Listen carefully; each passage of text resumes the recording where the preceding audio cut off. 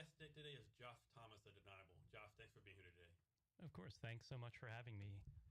So we're gonna do a deep dive into anything you're doing first, but first let's talk about something that's probably like your number one priority. Talk about being a dad to two kids and how that's a part of your life.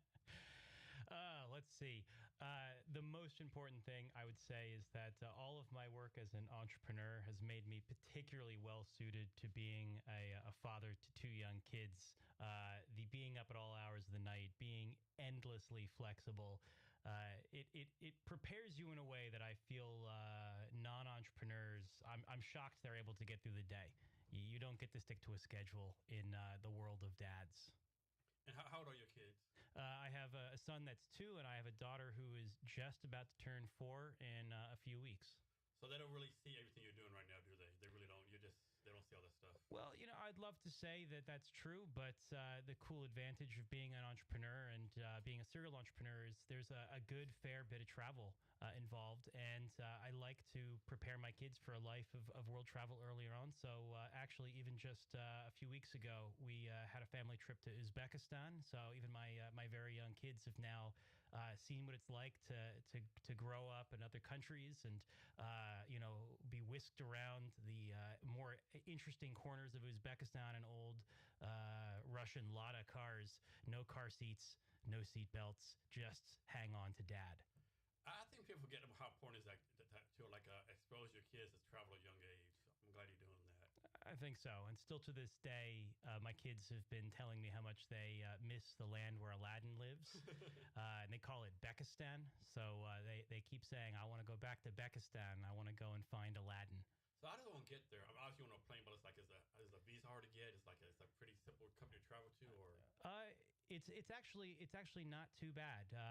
For us, we flew from here to New York, and then you switch planes in New York and fly direct from JFK to Tashkent. And actually, since this year, it's been visa free for U.S. citizens. However, I'm very lucky that I am a dual citizen, and I also happen to hold a British passport, and it's been visa free for the U.K. for many years. So in this occasion, we all flew as British citizens. So you actually have 3, right? Like UK, US, and EU, correct? Correct. I'm also French. Okay. Like 3 closest, oldest allies, which obviously has some interesting ramifications when you're doing projects that have, cybersecurity and military applications. So how did you pick the stand country? Just something a bucket list country to go to? You just threw a dart in the wall? Like that's like totally random, right? No. In fact, we've had projects in the past for the parent company behind Deniable, where we've worked with the United Nations around the world. And the first time that I ever got a chance to go to Uzbekistan, it was actually on a United Nations project. And along the way, I discovered that it is a country that is particularly family friendly. Weirdly enough, their birth rate is extremely high.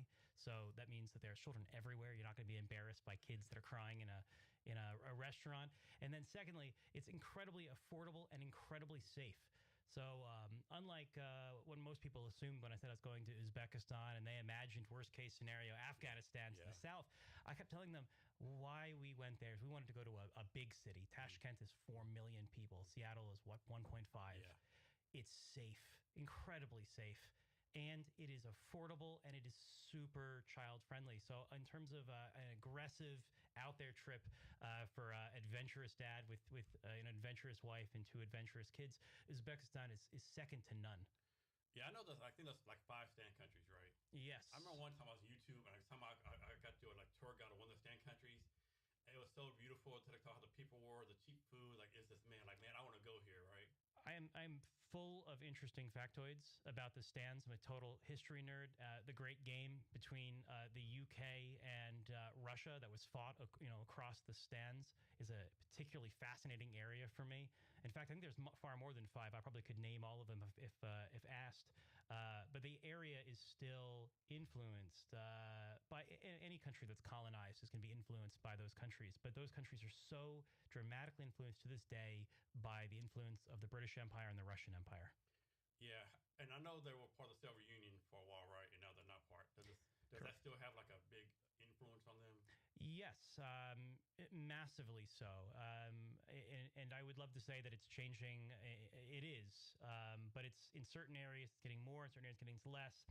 One of the most interesting examples is that while it is a predominantly Muslim country, the older generation, anyone who's older than the age of 40, spent significant parts of their life in the Soviet Union, where there really wasn't a state religion of any sort. So it is a very temperate, very moderate Muslim country where alcohol is available. There's liquor stores everywhere. There's even pork on menus at almost every single restaurant in Tashkent. And it's actually the younger generation that's more religious than the older generation that kind of grew up as conscripts in the Red Army. I remember this must be kind of watching on YouTube because I remember saying, "Hey, despite being Muslim, they pretty much said there's still clubs, there's still bars, you can still go date mingling and do all the Western culture stuff." Yeah, they see themselves. I've often heard that you can say Uzbekistan is caught between Muhammad and Marx. Yeah.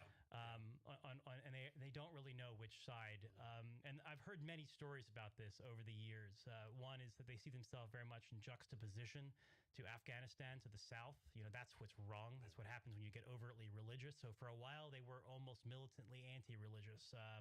It became a big supporter of the U.S. and after 2001, supported a lot of allied troops in Uzbekistan, and generally forbade religion in general. At the same time, they are proudly Muslim. They are of a close working relationship with Saudi Arabia, and they have been increasingly building mosques in their cities where previously they were all outlawed, trying to establish what it is to be Uzbek today. So what country are you going to go to next? That is a great question. I'm gonna say something that's going to be absolutely outlandish, considering the number of countries around the world I've been to and the variety and weirdness of them. And I have spent time in almost every single odd country you can think of. But the one country that I have never been to, in the 54 countries that I have, I've never been to Canada. What? Yeah, I've only been there one time, so yeah. I have to go to go to Vancouver. It's right there, right? You can always have time to do it. Actually, now I think of it. This is actually not. I have now been to 49 countries. It wasn't 54. It's 49, and that would mean Canada is the 50th. Okay.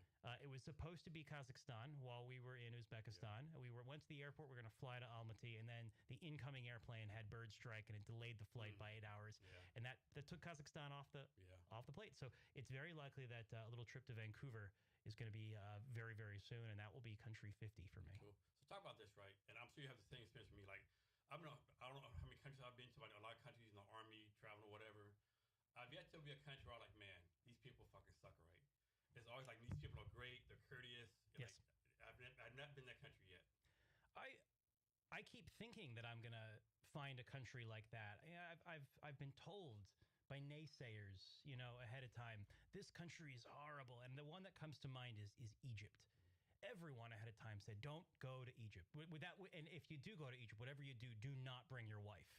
Someone will try to buy her off you for a camel, and when you laugh it off thinking it's a joke, it'll get really serious really fast, and it will be a mess. Don't go, and don't bring your wife.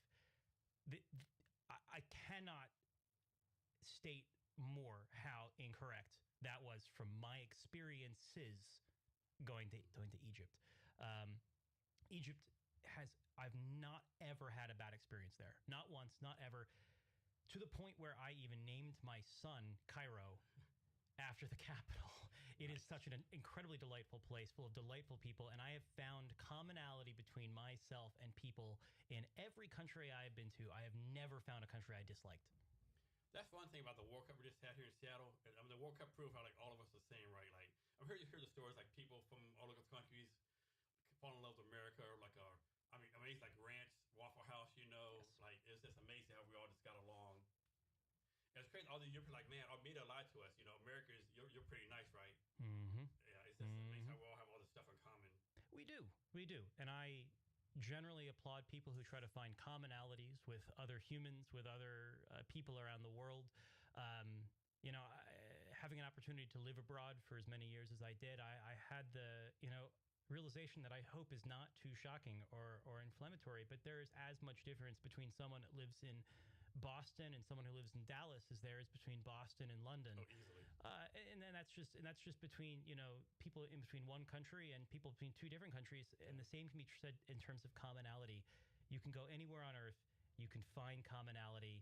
It's actually been a thesis of some of my travel to some of the more aggressive countries out there, countries that aren't even U.S. allies. I'm not going there trying to inflame things. I'm not trying to go there doing some sort of gotcha journalism. I'm trying to go there and prove the hard point that they're humans. They generally love their kids. Yeah. They probably love to drink a beer. Yeah. And they probably want to go home at the end of the day and relax for just a minute. General commonalities amongst humans everywhere. Exactly. So how long were you at the UN? So I was a consultant at the UN. I never worked directly for them. Okay. I always found when I was very, very young that my greatest passion is solving problems and building things. Two sides, what I feel, to the same coin. And it comes from the fact that I'm in a long line of architects and engineers in my family. So that allowed me to then say, what am I going to do for a living, considering I like building things and fixing things? Well, I actually worked for a good period of time within several different industries. I originally was an entrepreneur. I created my first startup in Boston when I was still in college at Boston University. And then the opportunity for me to make things and build things presented an opportunity for me working within ad agencies. So I worked for a good long period within ad agencies, but I was always looking for places with broken things and people who I called collectors of problems. So my career took me around the world, and eventually through one of my startups that got related to the United Nations, one of my tech startups became the innovation partner of record for the United Nations Innovation Hub in Singapore. And from that point on, the UN passed me fascinating problems, briefs, and challenges that they had that they didn't really know how to solve. So help me with this, change my mind on this, right? So in my opinion, I think a lot of Americans have the same opinion. We have this opinion of the UN like a bloated bureaucracy. 95% of the budget comes from the United States, but they're kind of anti-U.S. sometimes, right? Yep. Is this all stereotypical made-up stuff, or are we completely wrong about how the UN actually operates? From your point of view, of course. From your leadership point of view, of course. Of course, entirely my point of view on this one, not representative of anything beyond me, but I would say they are wrong, but only because they're not right enough. In my opinion, generally, incentives drive behaviors. The incentive structure within the United Nations, unfortunately, is not structured towards solving problems. They are simply structured towards capturing problems. The best example that I always give toward this is you can imagine something as non-controversial as women's literacy in Afghanistan. Generally, I would say the vast majority of the world, maybe a few people in Afghanistan aside, the vast majority of the world would say increasing female literacy in Afghanistan is a good thing. However, the UN would collect that and they would say, we need to collect money to solve this, but it's not in their interest to solve it. If you solve it, you cannot ask for any more money to solve it because it has now been solved. Instead, there seems to be this cyclical nature of trying to solve things, talking about things, but never moving into action. And this has always been one of my major areas where whenever I consult with the UN or my company consults with the UN, we generally try our very best to move it out of conversation and into real tangible action, which is very much against the way that they generally operate, and to be honest, rubs a lot of them the wrong way. They're not going to get promotions for solving a problem. They're going to get a demotion if they screw up. So why even try? I mean, why work yourself out of a job, right? Yeah, exactly. And also, I guess a lot of the critics of the people here in Seattle, they call it the housing nonprofit industrial complex. Like, yes, you're making six-figure jobs. Why are you going to solve a problem and your job goes away, right? And for me, again, it comes back to the fact that if I was asked today, just as Josh Thomas, how could you fix the United Nations, or how could you fix a lot of nonprofits even at the civic level, pulling from my experience just in civic technology, it comes back down to incentives from the private sector. Yeah. Generally speaking, however much people in nonprofits, whether that is a civic organization in Seattle or the United Nations, say they're in this for good, take away their salary for 1 month and see if they show up for work. Yeah. They won't. They're still in it for a salary and taking care of their own family plus doing good. They are one and the same. So if that salary, if that incentive was tied to accomplishing something. Yeah, some kind of success metric. Success metric. And that for me is all you would need to do. The United Nations, if they simply said, we have established that increasing female literacy in Afghanistan is a good thing, so we are tasking certain people to increase it by 5% year on year, and if you don't, you're going to get fired. If you increase it by 10, you get a bonus. I would love to see the difference that comes out of the world's civic society with that type of incentive structure, as opposed to just examining it, studying it, looking at it, and wishing it changed. But overall, you had a pretty good experience during your UN time. Absolutely. Again, I'm a huge UN nerd. I wear UN T-shirts all the time. We give very, very aggressive special rates for our company when working with the United Nations, and I still believe deeply in the opportunity for what the United Nations stand for. Again, it goes back to my belief that all humans are humans. I love that there is an organization that sits and tries to unite all of us, but I deeply believe they are not structured correctly. They simply do not have the right kind of organization and power. But again, this is coming from someone also who is, like I said, I'm a European citizen. I'm a big believer in the EU project, and that is also controversial. I mean, the UN started in 1945, and like times change, right? Like I know they had like the what's called the veto council, the actual council with the United States, China, France. I mean, like, I mean, can you really do the world's work if like only one nation can veto everything, right? You know, just because you're powerful at the time. I know they like cycle around whatever, and then like I know people disagree with this, but I know the UN headquarters in New York City, right? Yep.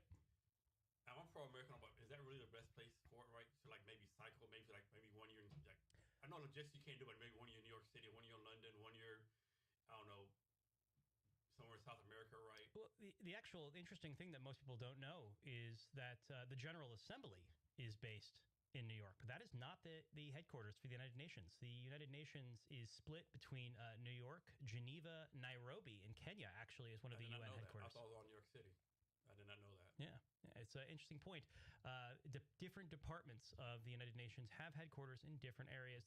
New York holds prominent because people often equate the General Assembly with the wider organs of the UN, and the one in Geneva, by many accounts, is a closer approximation to what the global headquarters actually would be.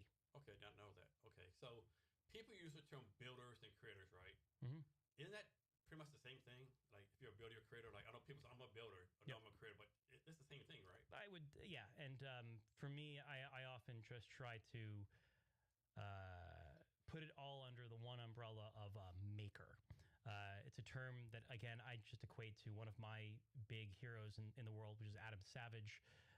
Adam Savage just kind of equated, if you are making something, creating something, building something, you're a maker across kind of a broad swath. And then above that, you could kind of equate someone as the subject matter specialist, as a craftsman or engineer, an SME. But just broadly speaking, the art of making things, I always call them makers. So someone's making something, whatever they're making, right? When should someone say, you know what? I've been making this like 20,000 years. Yeah. Maybe it's time for me to go make something else. Yes. Kill metrics. One of my favorite topics when I'm teaching young makers or young entrepreneurs, because again, entrepreneurs, I believe, are a form of maker. Everyone should have kill metrics set from the beginning. And it's one of the biggest areas that I feel that can stagnate making. And that, again, broadly speaking, making could be art, making could be music, making could be entrepreneurship. Every good maker needs to decide at the very earliest stages, what would it take for me to kill this? And yet you should even write it down. And the reason you should do that is that once you've started investing your heart and your soul into something, whether that is the next great opera, if you're a musician, whether that's like an incredible painting, or whether that's the next startup, by the time you've put a portion of your soul into it, it's your baby. You don't want to ever stop. And it sucks you in. It's more addictive than any drug on earth. You will never stop, and you will lose yourself, your soul, your money, your livelihood, and probably your wife to this. And if you don't agree ahead of time before you put your soul into it, and that way you can refer back to it, you're never going to stop. So one of the first things I always do for me when I begin starting anything is I decide, what would it take me to stop this? Yeah. And I write it down so I can refer back to it. That's great advice. Great advice. So you're a citizen of the United States, England, and the EU, right? Correct. Can you vote in all countries? Like, how does that work? I can. I Okay. can. Generally speaking, the U.S. has always been very, very easy. I'm sure it might change this year with the current administration. You simply register overseas, and then you become an overseas voter. The UK, I'm actually relatively recently become a British citizen. That was only about 2 years ago. So I've never voted abroad. I believe it's possible. I don't really know. I have voted in the UK, but I don't really know much about what it's like abroad.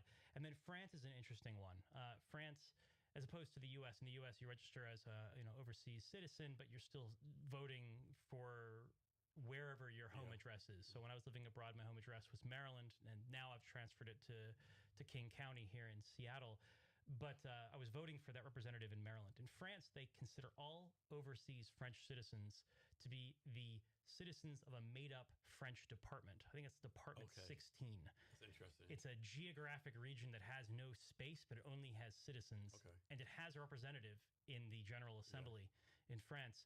It would be almost like the U.S. creating a new state that has no geographic space, no capital, but it has representatives and it has senators, and it only is being given votes by citizens who do not live in the country. So what's the pros and cons of being like a citizen of three different places?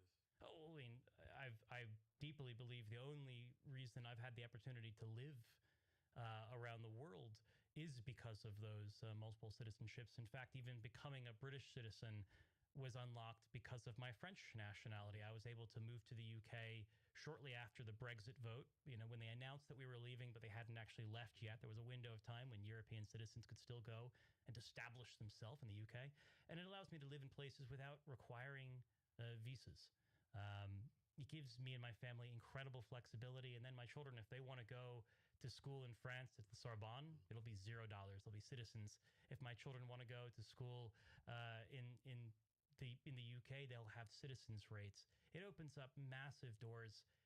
The only downside, of course, is it often leads to issues if you happen to want to go into the military. It's a big no-no. Growing up, I always wanted to go. I'm very sorry for you because you're an Army man, but I always wanted to join the Navy. I grew up in Maryland near the Naval Academy. I always wanted to join the Navy. Not possible. But a civilian contractor, absolutely possible for the military. And what all languages do you speak? I am relatively good at English and French. Those are my two kind of mother tongues. Along the way, living around the world, I've gotten passably okay at Cantonese. I lived in Hong Kong for a little while. I've gotten passably good at Korean. It's my wife's first language, actually. I've gotten passably good at Russian, which has gotten very useful for me when traveling around Central Asia.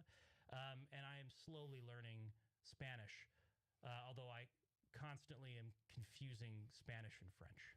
And so I'm sure you have a plan to make sure your kids learn some type of language, right? Can you talk about your language plan for your kids? Oh, yeah. My children at the moment are learning, I would say, as much as I would love to say they're learning English, French, and Korean equally, I would say they're learning English and Korean and then ... French part-time whenever I have a moment, which is not very often. And so your wife is South Korean? Her family's from South Korea, and she is the first generation born here. Okay, yeah. I was in the Army. We were on Seoul for like 3.5 years. Mm-hmm. So just great experience there, yeah. I miss it every single day. It is such an incredible place. We also have, because of how Korea has been changing their citizenship laws recently, we have a chance. We'll never go for Korean citizenship because there's the conscription there, and I don't want my son to be conscripted. Yeah. There are opportunities for us to get residence cards there, and I love Korea to death. If I ever return back to Asia, it would be Korea, and it's an area that I have been studying my entire life. I remember being there, like being on the public transportation, and everything's color coded, right? And then you see like these little 4 or 5 year old kids just by themselves. They're like, man, this would never happen in America, right? But in Korea, it's like, man, it's like, yeah, so freaking safe. A little interesting thing again for you as a U.S. Army veteran who was posted to Korea. I have spent time on the other side of the DMZ with Korean People's Army soldiers looking back over the DMZ at U.S. Army installations through binoculars, which was very interesting. And in fact, the very famous Unification Village in Panmunjom with the blue huts. Yeah. The central blue hut I have actually been into from both sides, entering from the north and entering from the Just so south. you know, you definitely got to do deep dive on that. Like tell the background of the story. That's Oh, so yeah. cool. Yeah. I mean, should I do that right now? Yeah. I mean, this ties very much to what we talked about when I first joined. I deeply believe that humans around the world generally are the same, and I was interested in, excited to kind of prove that in the most extreme way. That being said, I was also very young. I was 22 years old. But like all good stories, this one begins in a bar in Hong Kong, as all good stories should. I had just moved to Hong Kong. I was very young. I was 22 years old. I was trying to figure out how I could. And at this time, you were a U.S. citizen or French and American. Okay.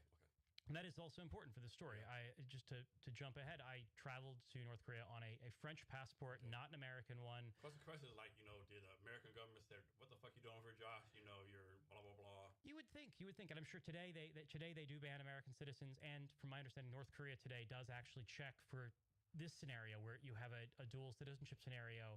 That would be checked today. So while Americans are banned both from visiting from the American government and from the North Korean government, and today North Korea does check, are you a dual citizen?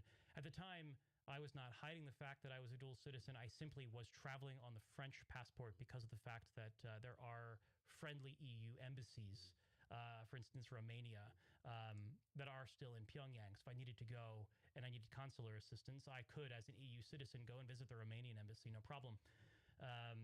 So I was able to visit through a tour company. I met an organizer at a bar in Hong Kong, and he proposed that I bring my own friends and colleagues. So it was an organized tour. It wasn't a pre-planned one. And he debunked one of the most common misconceptions about North Korea, which is that you cannot do or see anything. In reality, the absolute opposite is true. Is you can pretty much do or see anything you want as long as you ask permission ahead of time. They're very interested in getting foreign income in. So if you want to go and skydive with the North Korean army, just ask. If you want to go camping, just ask. You want to go surfing, just ask. They'll dream up a quote. It'll be some random amount of money, and it often won't correlate at all to the activity, but you can do it.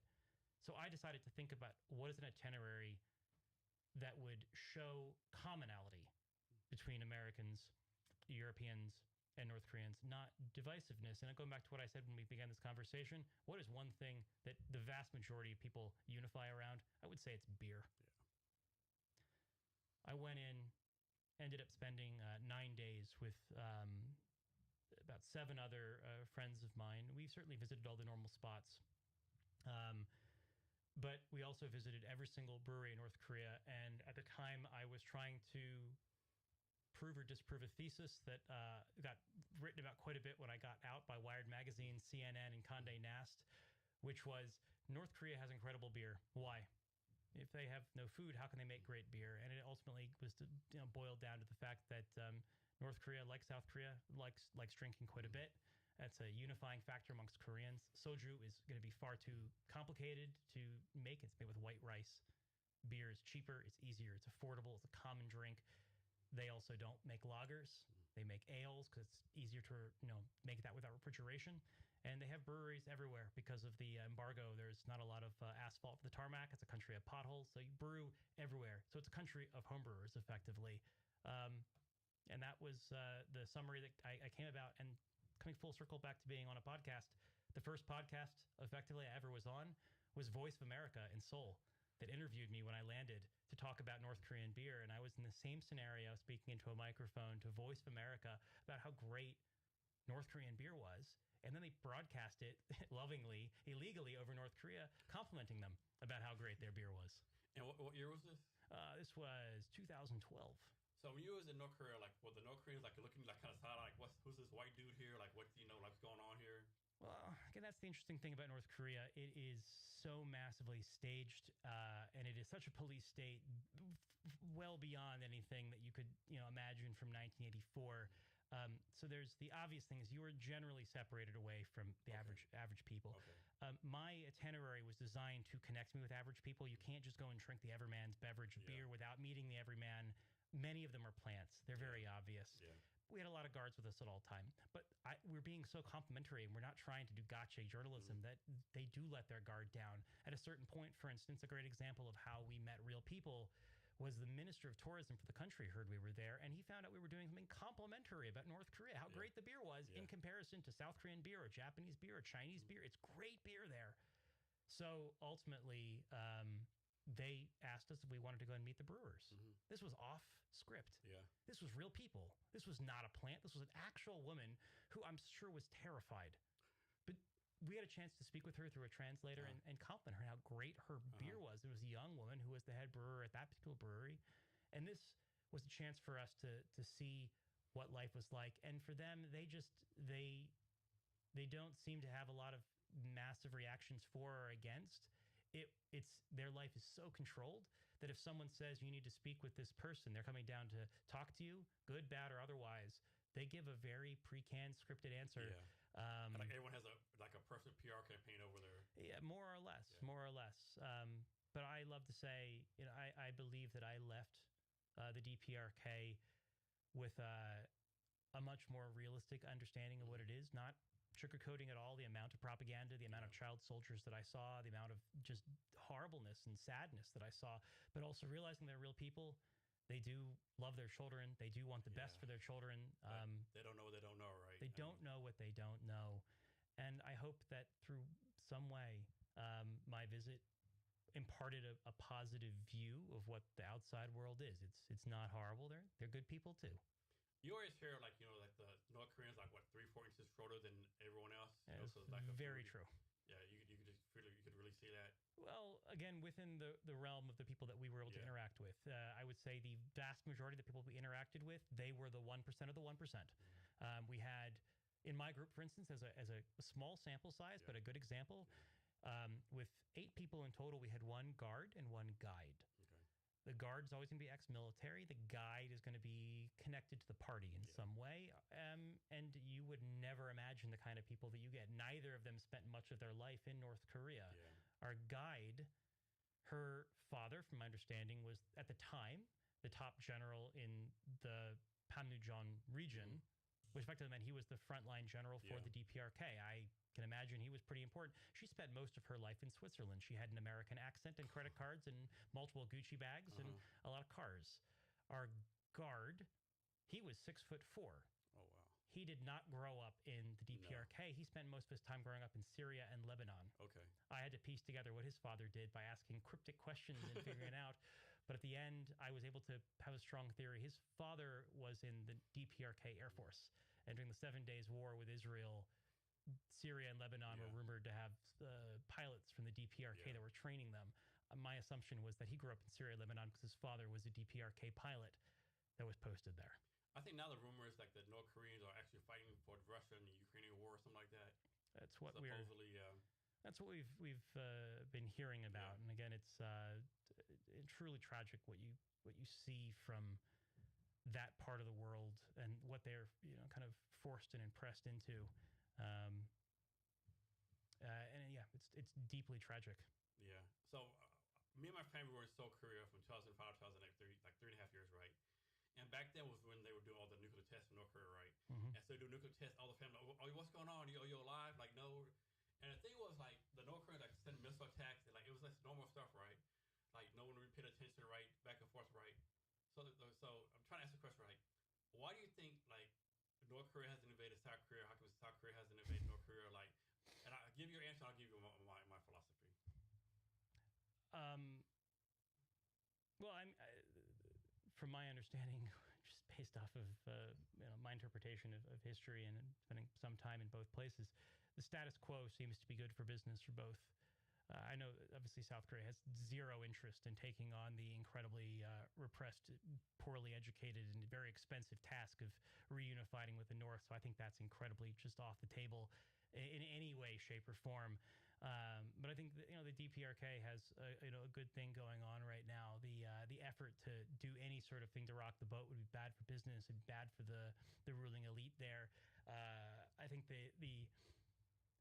and most importantly, I think this is a really, really important one as well, it would be disastrous either way for China, which, from my understanding, basically will make it's the shot caller in that part of the world. So yeah, in terms of the likelihood of any sort of offensive action in that part of the world, in my opinion, I would call it as close to zero as humanly possible. Yeah, I 100% agree with you, right? Because like, let's suppose like North Korea sends missiles across, and we decide, okay, enough is enough. Let's take them over, right? Yeah. The refugee crisis, right? I mean, insane. And then like, there's no way China's gonna let a unified Korea, led by the United States, right on the border. They're not gonna do it.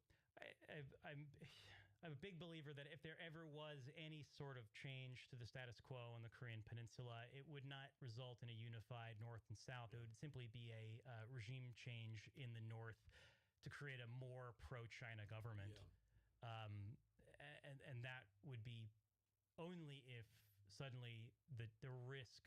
I mean, I could see that happening, for instance, if there really was a chance of North Korea doing offensive action in the South. There would probably be a coup pretty much overnight to replace them with replace the Kim family with a more pro-Chinese government. But that's an entirely, incredibly, insanely edge case. Yeah, I mean, I was in the Army 3 years. I worked like 8th Army headquarters. Like everything in North Korea did attack, like full scale artillery attack. I mean, the first couple of days, so we like jacked up, right? But after that, it'd be like lights out for North Korea. It would be such. I mean, it's. I mean, a lot of people would die. It'd be an absolutely absurd death rate, and it wouldn't benefit anyone that seems to want to benefit from it. Again, I understand the saber rattling you get from the North is, I feel like von Clausewitz would be proud. Yeah. They're accomplishing diplomacy through other means. And it's a way of communication that they have seemed to master it over the years and keeps them relevant, keeps them safe and secure in their own weird bubble. I really do think that the only actor in the world that could possibly change that anytime soon would be China. Yeah, I agree. And I don't even see that they have a good thing right now. Their border is safe and secure and quiet. And I don't think most people don't realize how close Seoul is to the North Korean border, right? I mean, it's right there, right? It is. It is. People don't realize how close it is. It is. It's right there. In fact, the interesting thing is if you drive down to the DMZ from the north or drive up from the south, you're driving on the same highway that was vivisected during the war. Yeah, I forgot about that. Yeah. So I've actually driven the length of that highway, and again, also the similarities on both sides are hilarious. The amount of obvious booby traps that they have put on the highway on both sides. They can bring mountains down on the highway to protect against tanks movements. It's they're almost identical, but it is certainly a much longer drive from Pyongyang down to Panmunjom than it is from Seoul up. And it's kind of ironic, like in South Korea, like has all the affluence, the tech, the young people having a good time. Like, I mean, basically, it's like a capitalism thrown off, right? It is. And North is like complete opposite. Well, I would, while we're on this topic, I'd love to find one area of Korean culture that is so iconically the same. So we'll start off with the fact, and I'll be a question for you, Jason. So South Korea as a country manufactures and makes many things. Going back to our making conversation, they make TVs, they make cars. Well, there's another country that's just next door to them that also traditionally for many years has been famous for making things and making almost the exact same products. And that one's Japan. You very rarely see this type of economic relationship anywhere else in the world. Germany makes incredible cars, but the countries around them are not known for making great cars because they can just buy them from Germany. And that would be a normal way of doing trade. We're going to find things that are complementary to our neighbors, not necessarily in direct competition. So why do you think that South Korea decided to start making products, so many products, in direct competition to their neighbors? I mean, I know for one thing, Korea and Japan pretty much hate each other from back in history times and war and like on, right? So that might be one reason. Well, so what do you think the fear is? What is the fear here? I think the fear is like, we can't rely on Japan for anything. Because we rely on Japan, they're going to take our country over, so to speak. You said a really interesting word there. You said rely. Mm-hmm. So would it be fair to say that you're saying that they are trying to be self-reliant? Yeah. All right. Yeah. So now we're going to switch to North Korea.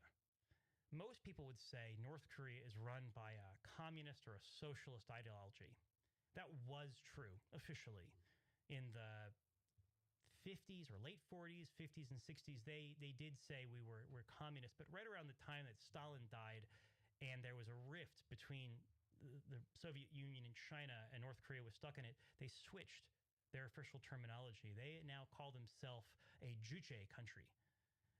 Juche ideology is the official state ideology of North Korea. Juche in Korean means self-reliance. Okay. North Korea feels more than anything else it is important to be self-reliant, to not rely on any country anywhere else. And I have always found this to be an area of Korean culture.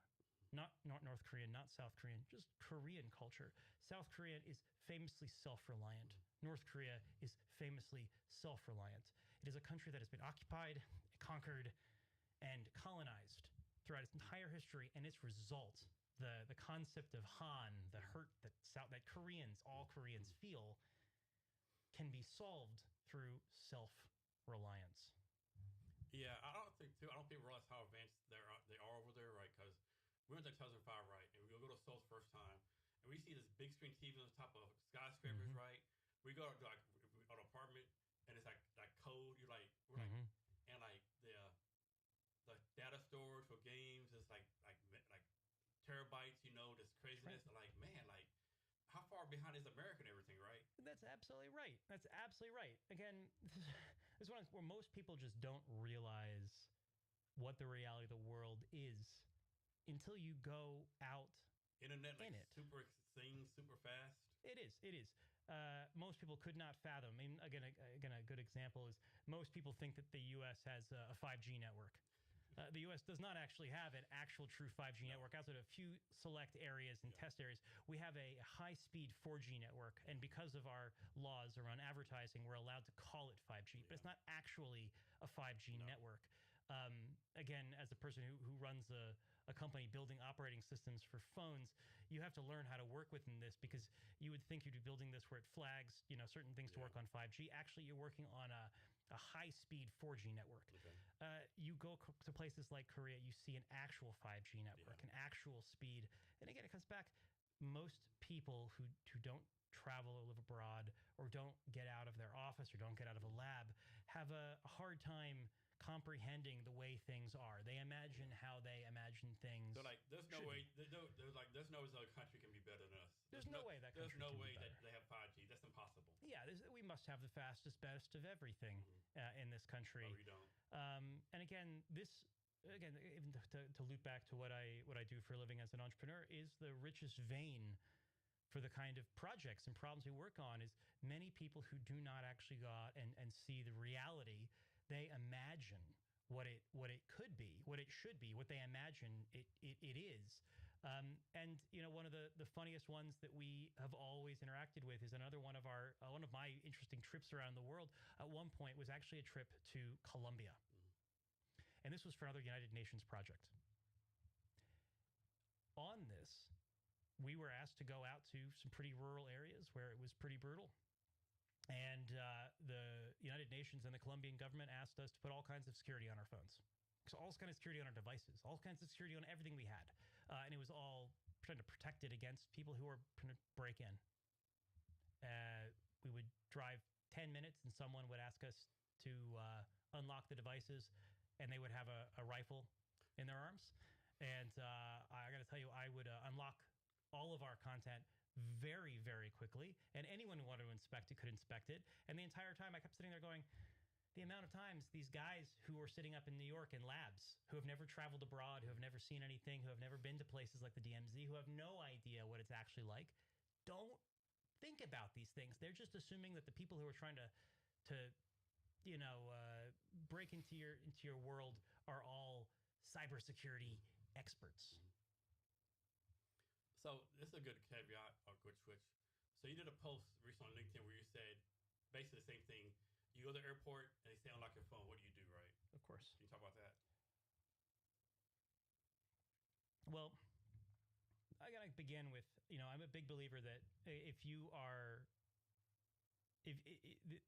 should always divulge if there is anything illegal, or if law enforcement is asking you to provide evidence. Or if you're going across the border, you must comply with all local laws. That being said, very often you might find yourself crossing an international border or getting involved in a situation where there is no evidence of wrongdoing. There is no system where they're saying that we believe you have done something wrong. They're just simply fishing. And you simply don't have rights. Now, crossing U.S. borders are an interesting thing. Since 9/11, there has been laws that effectively pause civil liberties, particularly around um, you know, our amendment rights to unlawful search and seizure when you are crossing a border. Mm-hmm. But the one thing that many people don't realize is that airports count as international borders. Yeah. So the law is saying that I think it's within 20 miles of an international border, your rights against unlawful search and seizure are suspended. That is a 20-mile radius against every international airport in the country, which effectively actually eliminates your rights against unlawful search and seizure across the vast majority of the country simply because of international airports. So in those scenarios, if a law enforcement official says unlock your phone simply because they want to see pictures of your family on vacation, you must comply. What we've been working on as a company is creating ways for individuals to comply with that order in a legal way and in a safe way, but also maintaining control over what information is shared. Perhaps you don't want to share photographs of you and your wife kissing. Maybe you don't feel that is any business of the official who is asking. But if they're asking you to unlock your phone, you can do it in a way that can keep that photograph of you and your wife, having a private moment to yourself. How many countries is your company in right now? To date, our company is a British and American company. And as a company policy, because of the incredible chance of misuse and abuse of a system like us, because this is the only deniable encryption operating system, only deniable encryption bit of software that exists today, because of the chance for misuse by that, we only sell our product to individuals based in NATO and NATO adjacent country. Okay. And we have a very strict know your customer policy that allows us to refuse access to individuals that we suspect might be using it for bad things or might be outside. That being said, the users of our platform, not the people who are, not the users themselves are free to use it outside of that. And in fact, that is largely where it's designed for. While we can't go into too many specifics, the concept behind building a deniable encryption operating system was originally supported financially as well as operationally by a major European country and several of the NGOs within it who provided us with some initial catalytic funding to get this started and enabled us to move some of our trial units into a well-known authoritarian country. They moved it through a safe third-party country in order to do trials, providing it to pro-democratic forces in that area to see whether it would help them with logistics, intelligence gathering, and just straight communication. And to date, we've never had a single report of any of our users having their system compromised or data compromised, whether that's at a roadblock or crossing that international border or being picked up and detained. So for your company, scenario, right? You're going to go to a new country, right? NATO, whatever. Mm-hmm. Is it preferred to go to a country that's high tech visibility, or kind of like a non-tech country? Or does it even matter? Well, it's an element that we discuss with many of our stakeholders and advisors all the time. Generally speaking, I try to say that we build for the threat scenario that we're facing. There's, in my opinion, no such thing as an unhackable, unbreakable system, and we don't ever claim to build something that is infinitely plausible, deniable. It simply is more complicated to break into it than it's worth. So that generally means that at the moment, we try to say the users of our system should use it. Should use our software in countries that are middle of the road. Maybe there's a country in South America that the U.S. has been involved in regime change in recently, where there might be a whole bunch of journalists going in and out. They are not going to be at the same level of kind of infosec that you would find if you were going into Moscow, for instance. And that seems like a good kind of safe place where you might be able to test a system like this in a reasonable way. Yeah, so this is like an operating system you put on phones? It is. It is. So the concept of deniable encryption is effectively an offshoot of stenography. The idea that I'm going to hide something in plain sight. I'm not going to try to put a lock on it. I'm going to try to obfuscate what it really is. It was previously theorized, famously by an Israeli professor named Ran Kennedy. He wrote a paper on deniable encryption where he imagined there could be a system in the future where you hide certain information amongst junk data. And then several years later, Julian Assange actually tried to create a bit of software that would work like this. And he had some interesting things to say and a very famous example about how it would work, which I can tell the story of if of interest. But ultimately, you are going to create a way to hide data within junk data within an encrypted system and only decrypt it in pieces. The only way to do this is at an operating system level. It would be very, very difficult to do this as an app. And that's one of the major areas of differentiation between us and some of the theoretical examples that done in the past, where people tried to create an app that would hide data. Ultimately, as long as you investigate the operating system above it, you are then able to identify this app might not be doing what it says it does. And a great example of that is that there's been plenty of people in the past that have tried to create apps that look like a calculator app. You put a passcode in the calculator and suddenly you can open up photographs. Well, you investigate the app thoroughly enough, you will find out this is not a calculator app. This is actually a image gallery app. So how do you go about finding the right people to build this for you? Well, luckily for me, my background is in software engineering.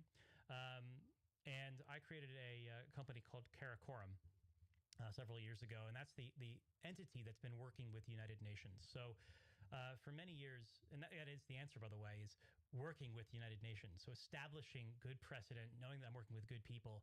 We created Karakoram as an engineering consultancy for the United Nations, that we are going to help build things that solve problems for humanity, and hiring the best engineers in the world that care about those things, that can actually move the needle.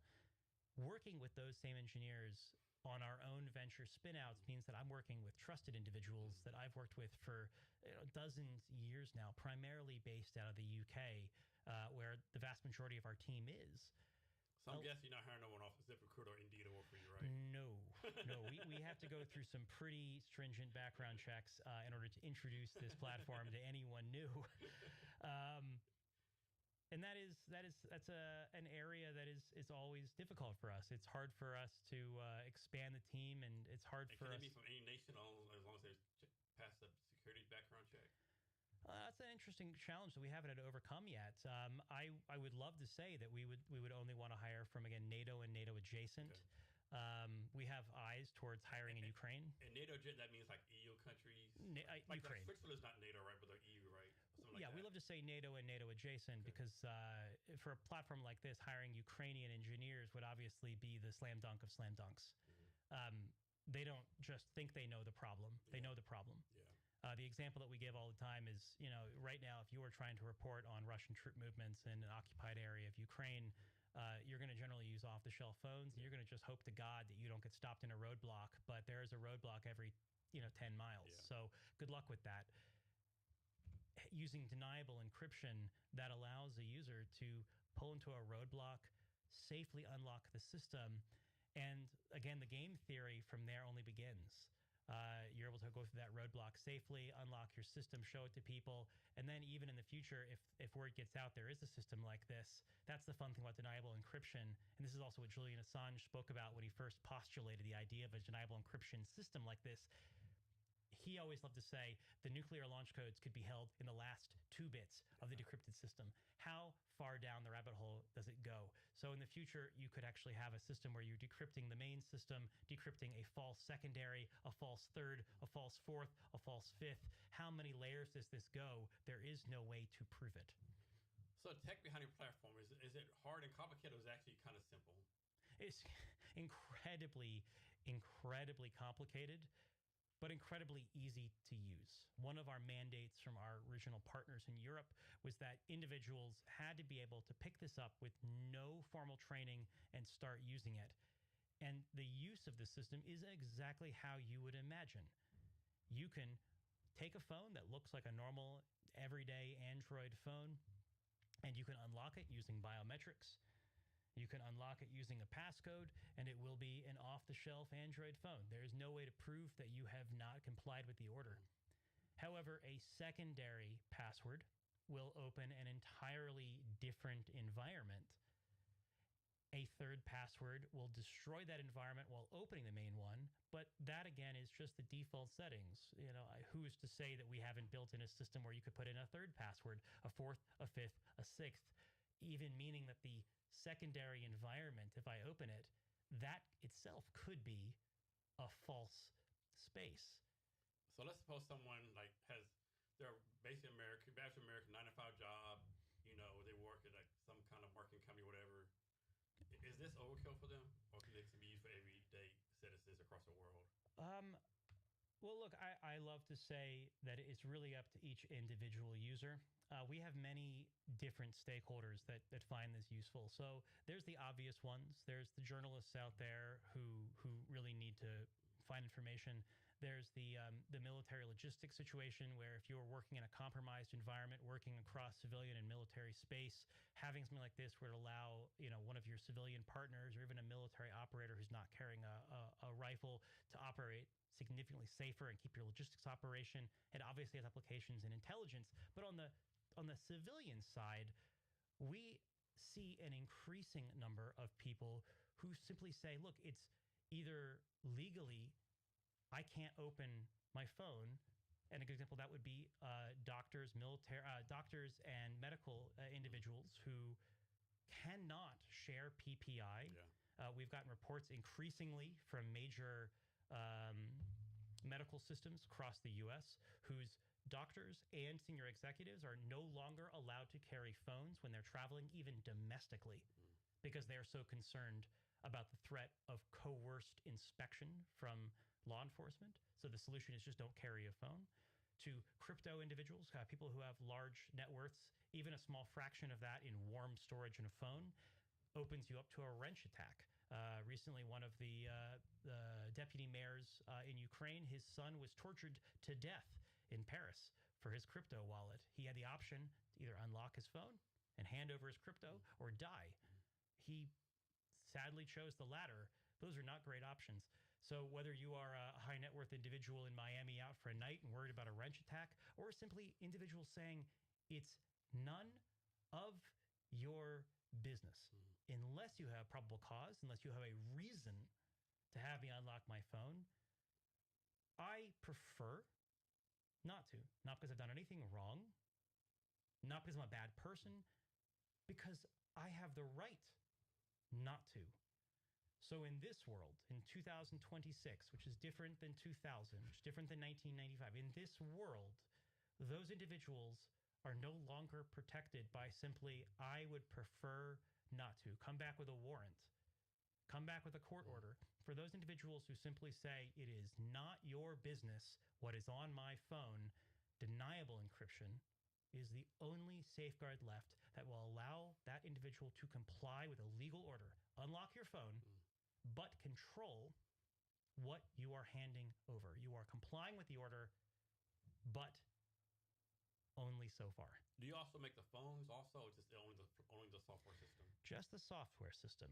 It's important for us to say that the phone is an every person phone. We support a very wide variety of hardware models, but the idea being that any phone could be a deniable phone. There is no tell that you can point to and say any phone that is a Motorola so-and-so is the ones we need to inspect, or every single one that is a Samsung so-and-so is the one we need to inspect. Any phone could be. How do like software updates work for it? A lot of hard work and a lot of pain. We have a good fraction of our engineering team who should be working on additional security requirements, additional features, making the product better, who instead every single day are chasing what is the latest and greatest from Android to ensure that the system is up to date, or what is the latest and greatest from iOS so we can stay up to date. This is massive.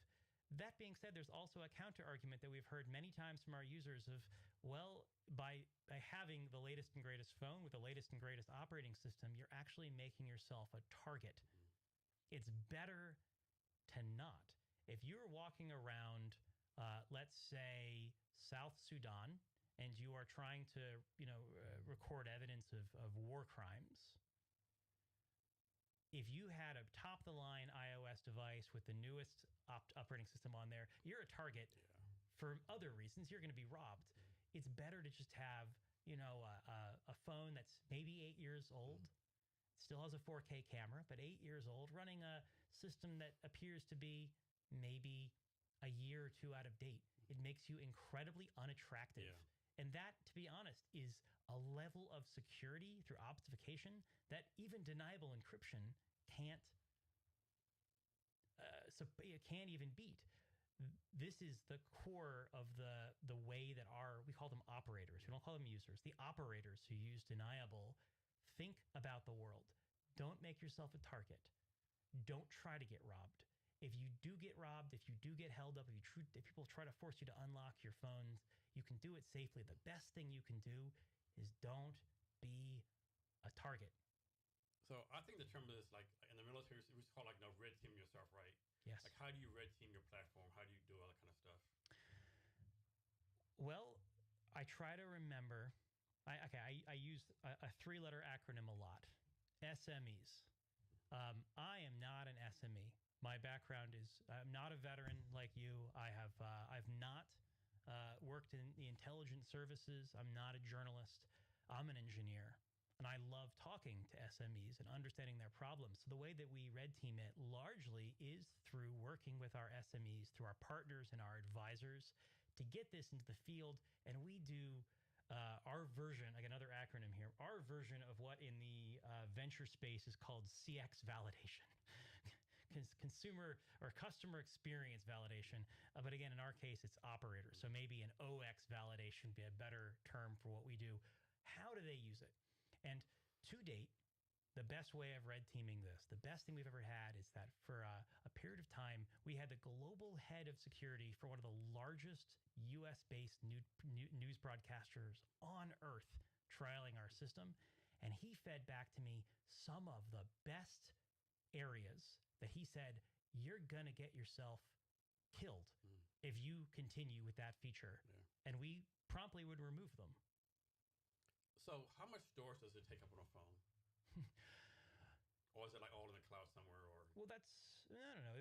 That's the fun part about the way that we've had to build this is that the operating system that we build takes up exactly down to the bit as much space as an off-the-shelf Android phone. Otherwise, all you would need to do is do a checksum between the operating system that we have in the phone and a checksum between a default Android operating system, and you would have a tell.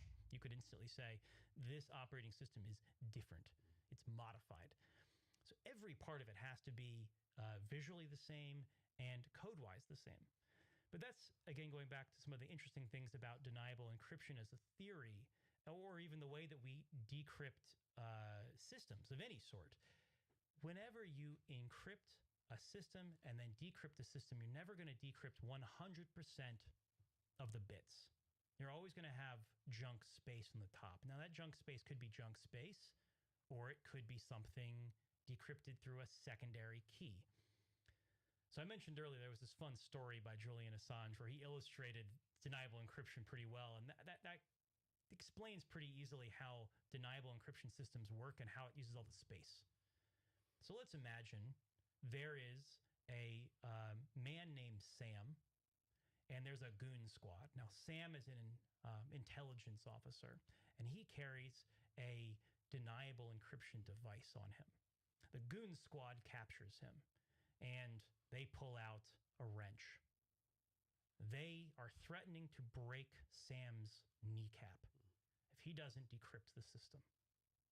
Now, today, with any other device on Earth, including the very top-of-the-line military-grade phones, the Samsung Warfighters, Sam would be screwed. He would be given two options: decrypt the system and hand over all the top-secret information proving he's a spy, or don't decrypt the system and you're going to have your kneecap broken. I'd say those are two pretty unpleasant choices. So, luckily for us, Sam has a deniable encryption system. He has a brand new system. He is able to unlock the phone and hand it over. So the goon squad looks at it and goes, huh, there's nothing there. Now, the vast majority of the time, that's where this story would end. Generally speaking, humans stop looking for things when they have found what they're looking for. This goon squad was tasked with opening a phone. They've opened it. They want to go home and have a beer. What's the uniform thing we talked about today? People generally are humans. Yeah. Humans want to go home in the day and have a beer. The goon squad, they're not Kremlin-sponsored cybersecurity experts. They're goons. They want to go home. However, unluckily for Sam, these goons have heard that there is this new deniable encryption phone that's out in the world.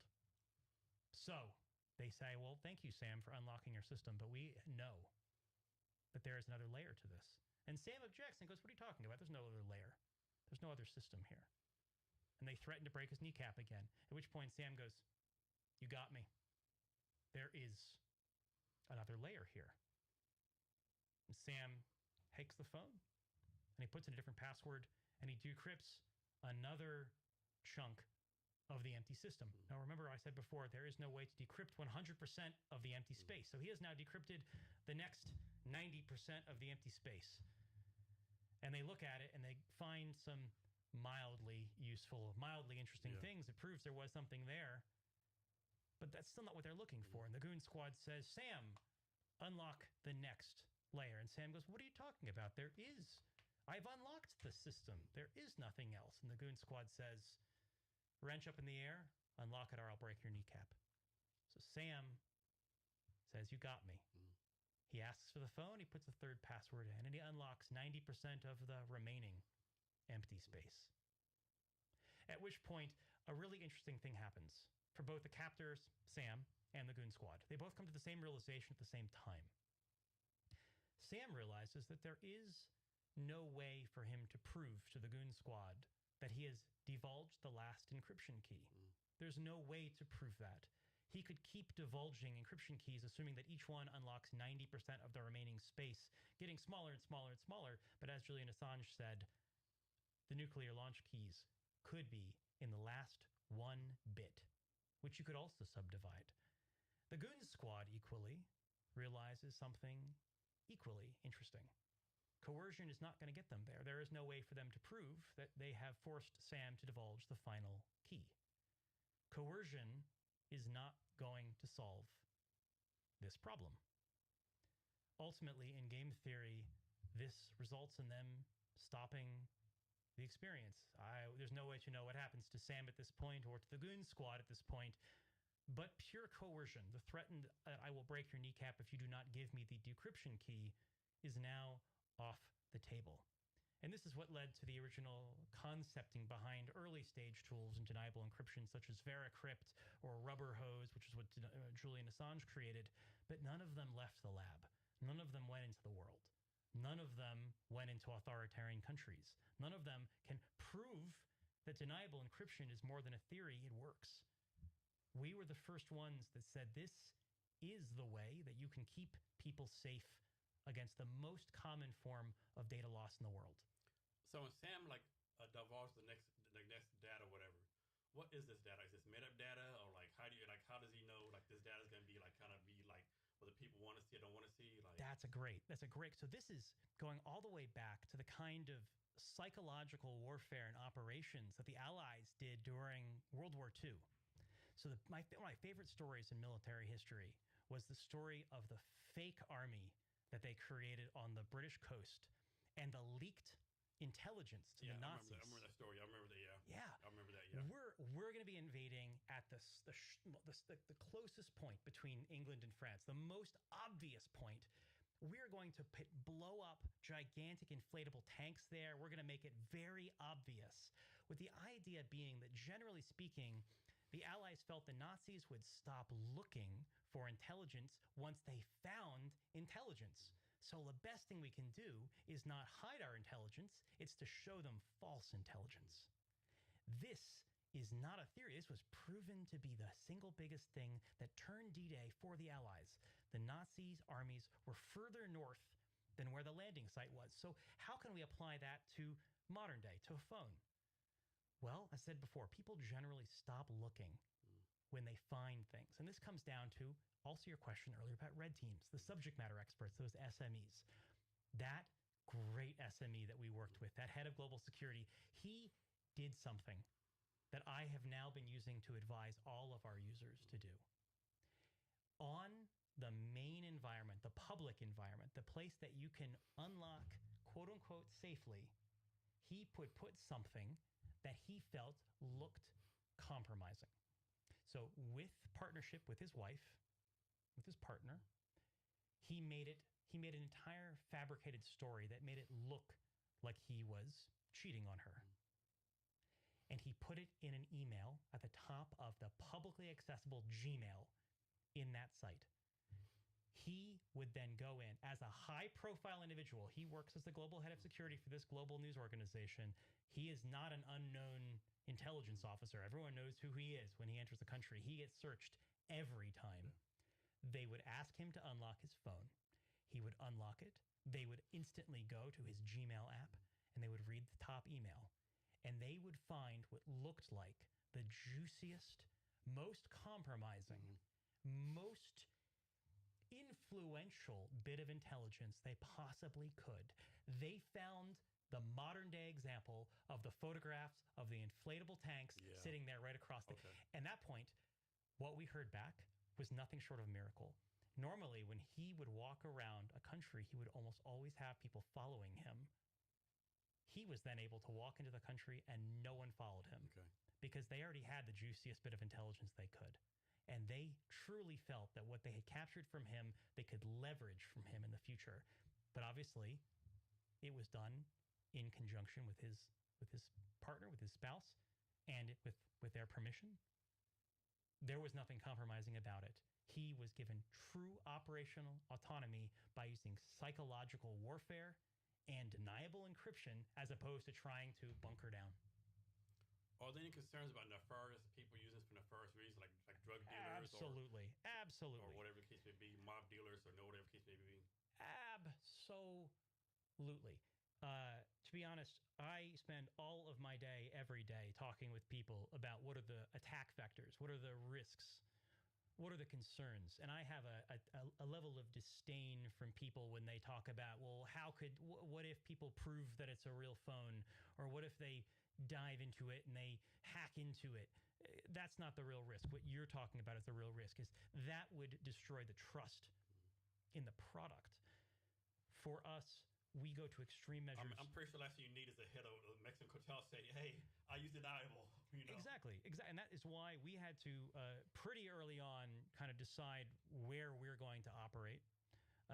The example that we've seen and used it is why you want to do this is the founder of Telegram, who played both sides for a long time. He said, I'm pro-Western.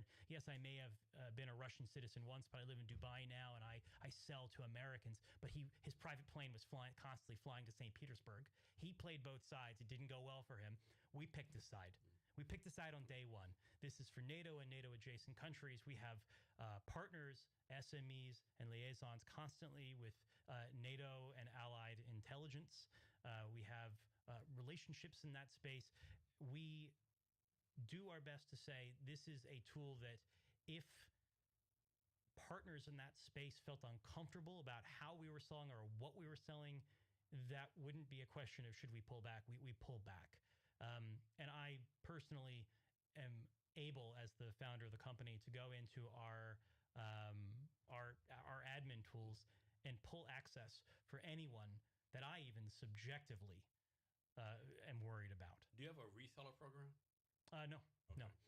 That would essentially allow us to lose control of the system. Now, the only exception to that, which again is one that you could probably, I don't need to get into too much detail about because it would be, compromising, but it's also so obvious, is that if we are working with large enterprise partners, whether that is a massive journalist organization, a massive news bureau, or an area of the U.S. Army, we're not given information about how it's used and deployed. In that case, we do hand over the keys to someone else. They have to vet it, but that's because I trust that organization. If the U.S. Air Force, intelligence, the 97th decides they want to use this, the 97th decides who is in, who gets a license, and who doesn't. And that could be an intelligence operative on the ground that's not a citizen of one of our countries that I mentioned, but that's because they are enterprise and they are trusted at that level, and we're able to hand the keys over to them. Has this happened? Like, you're doing the platform, and you know what? I want this feature, right? But either because, we're worried adaptability or customer feedback, you decided to kill this feature, even though you're like, man, like, this is the feature we need. Yeah. Quite a few. We have to balance some pretty difficult challenges around that space quite often. Cheers. Thanks for doing this. Kambe, this has been an incredible afternoon. I would love to say there's two features that we're able to talk about publicly because they are public knowledge features of our system that we've had a lot of conversations about. The first one is the ability to create artificial environments. So I mentioned before the idea that right now the system works that you're able to unlock your phone and it is an indistinguishable normal Android phone. And then there's hidden layers below that. 1, 2, or 50, we will never say, but there are layers that you can unlock additionally below that.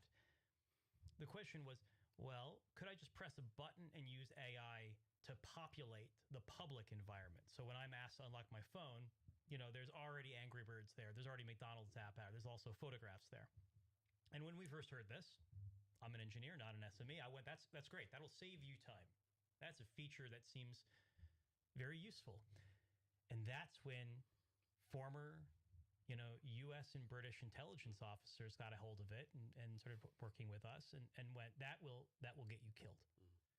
The first thing that people will ask you when you unlock this system is, what am I going to see? And if you have fake data in there, nothing screams this is something fake than fake. Who are these children? Who are these, like the photographs you see inside of frames at Target? You're white, this family's black. Exactly. And that is the opposite of what you want.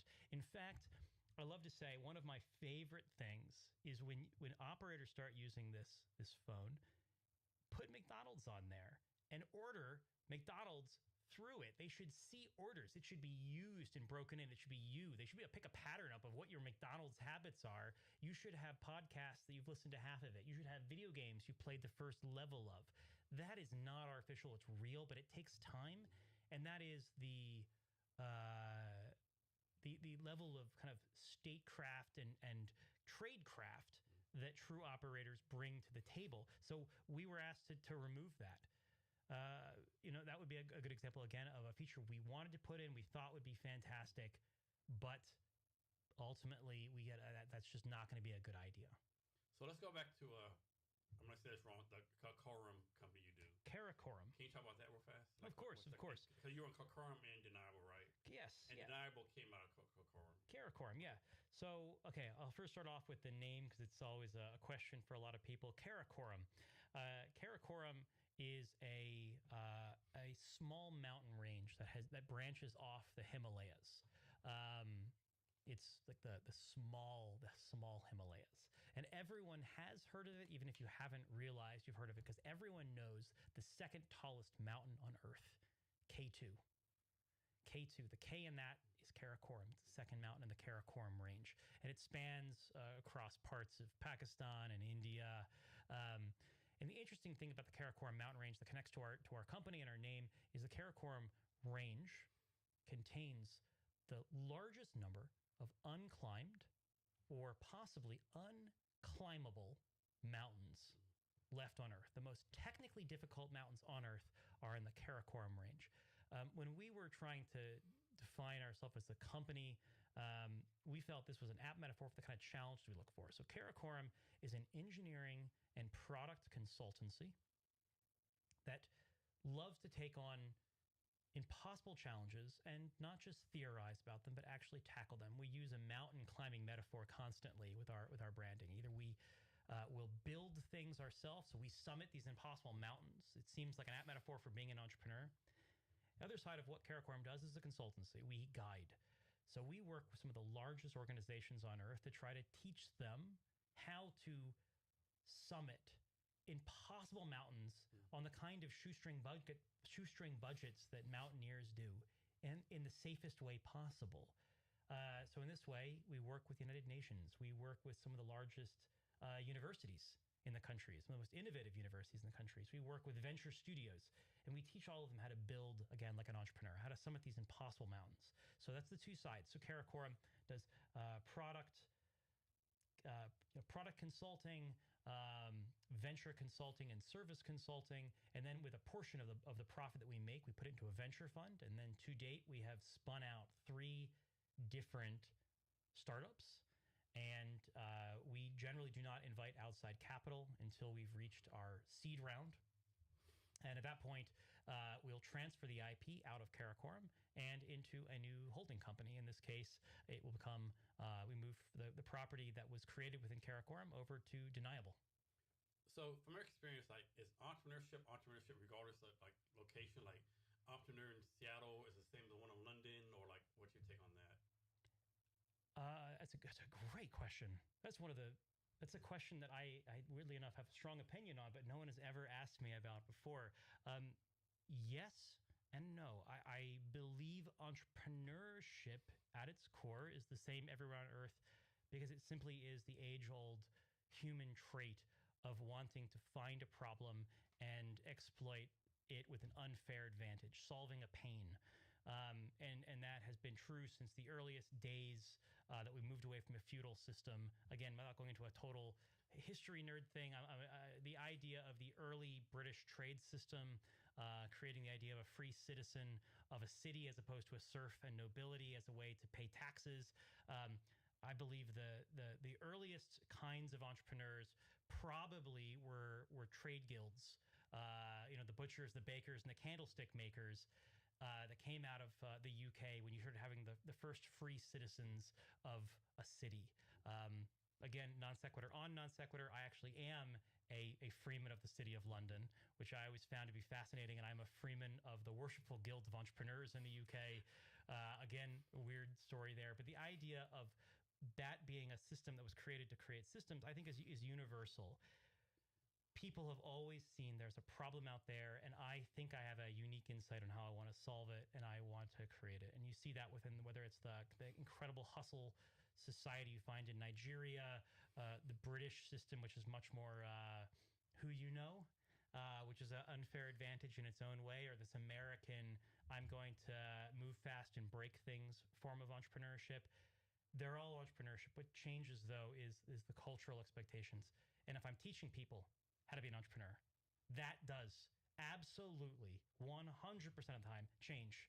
And I'd say the UK to the US is one of the most interesting examples. I teach people very differently in the UK versus how to teach people in the US. And I can give one great example of what's different between the UK and the US.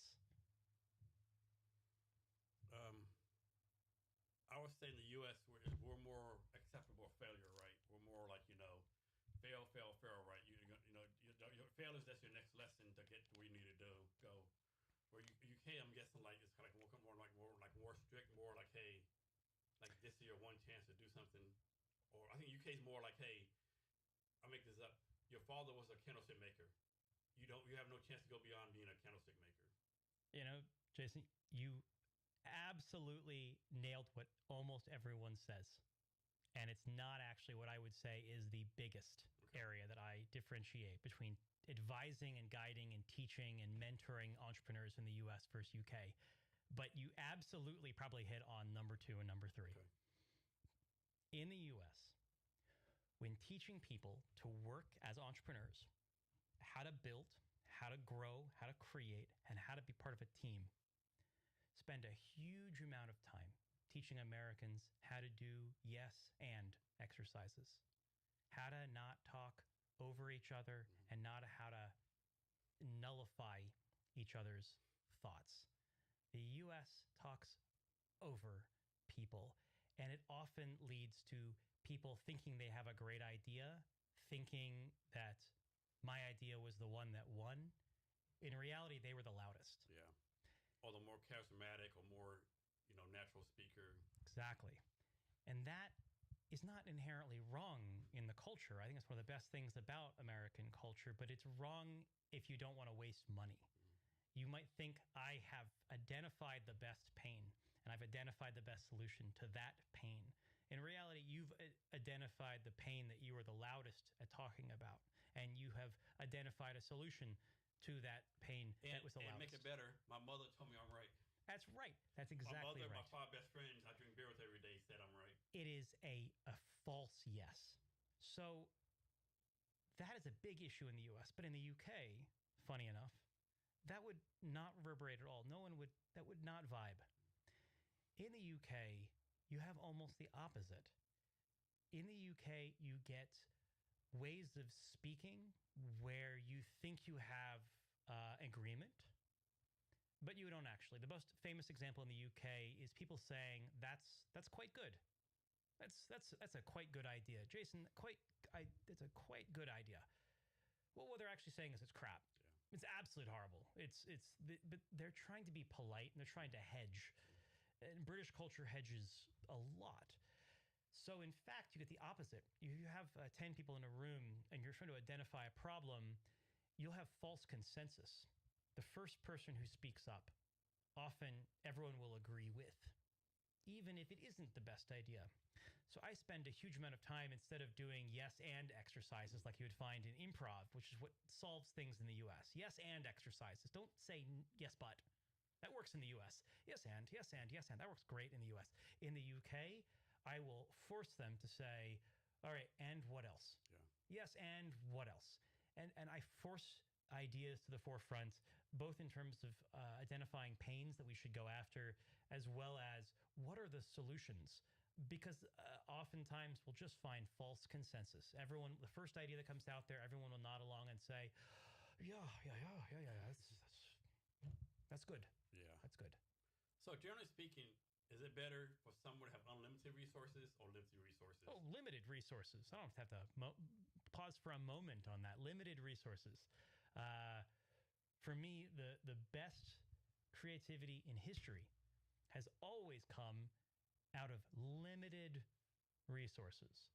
And this, for me, is the reason why organizations that have de facto unlimited resources, like the United Nations, or my foil that I use in all of my business dealings, the enterprise technology teams, the Googles, the Microsofts, why they get very little done. They got a lot done when they were startups, when they were young. Nowadays, what do they do? What do they spend their untold billions on? What do they achieve every year? Very little.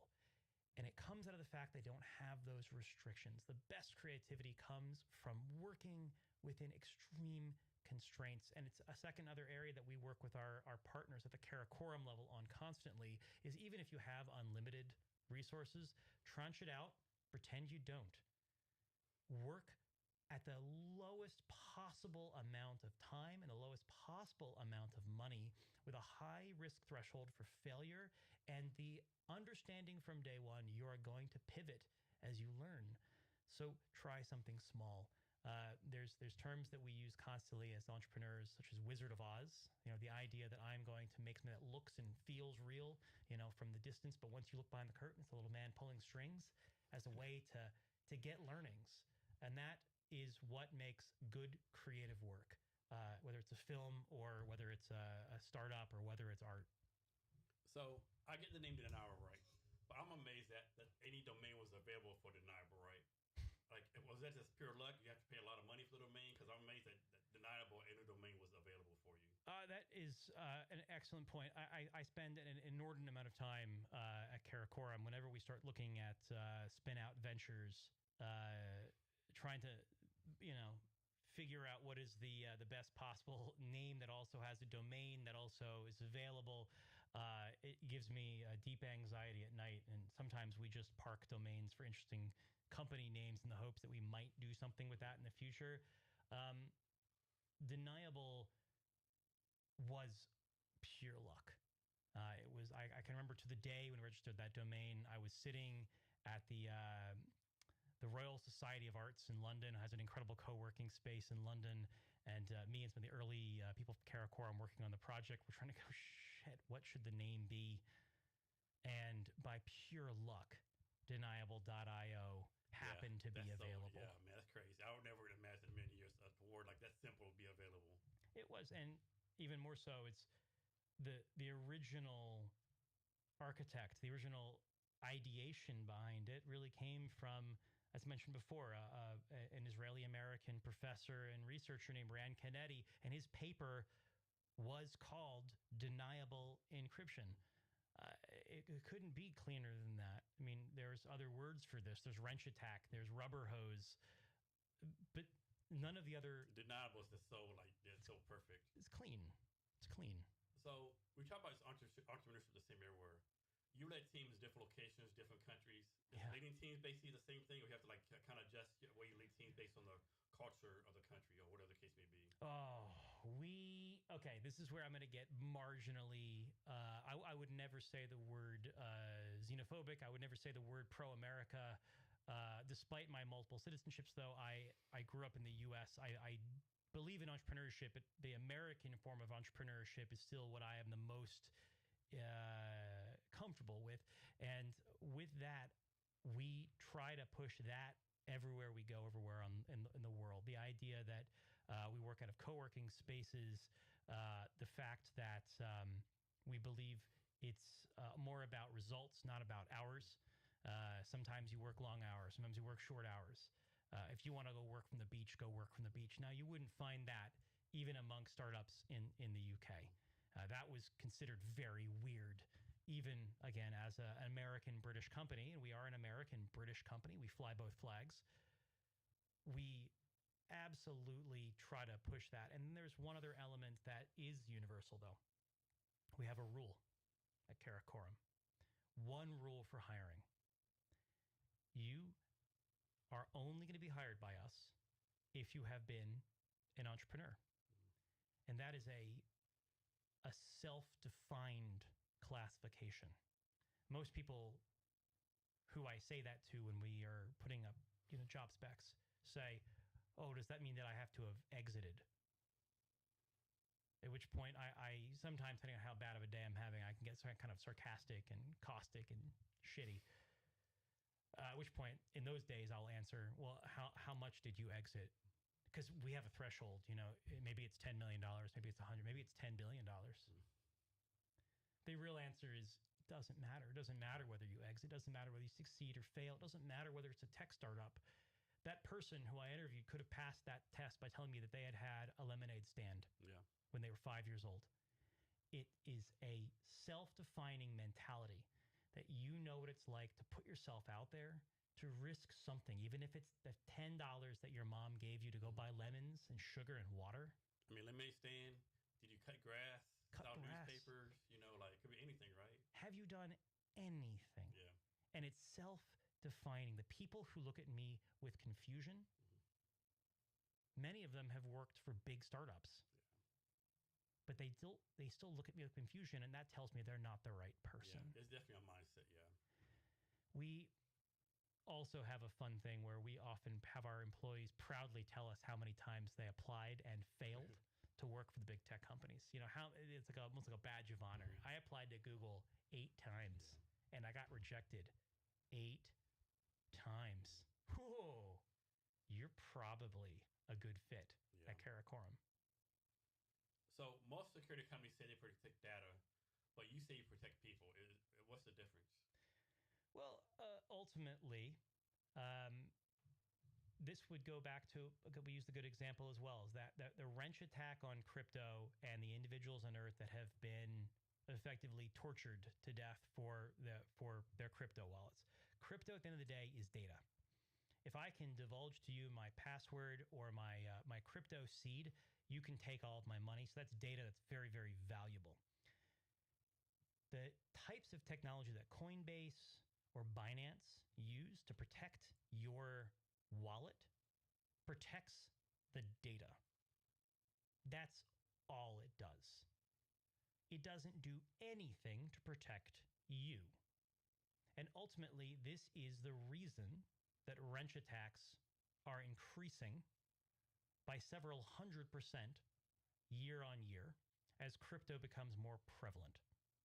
Ultimately, the idea that I can walk up to someone who I happen to have done research on and identify that they have a relatively good amount of money, let's say, $100,000 in warm storage on their phone, the equivalent of a bank account.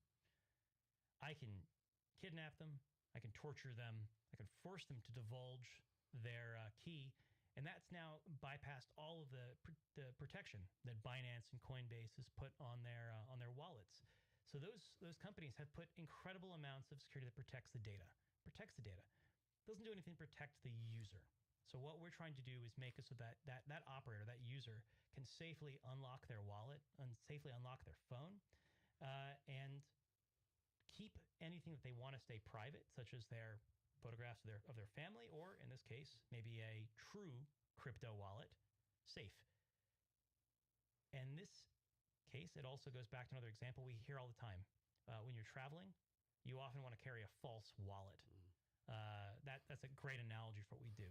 So if, let's say, the people who design dollar bills, the U.S. Mint, they protect currency, but they're not protecting you. If you were able to take a knife to someone and say, give me your wallet, I want to have the money in it, that's the fastest way to get $100.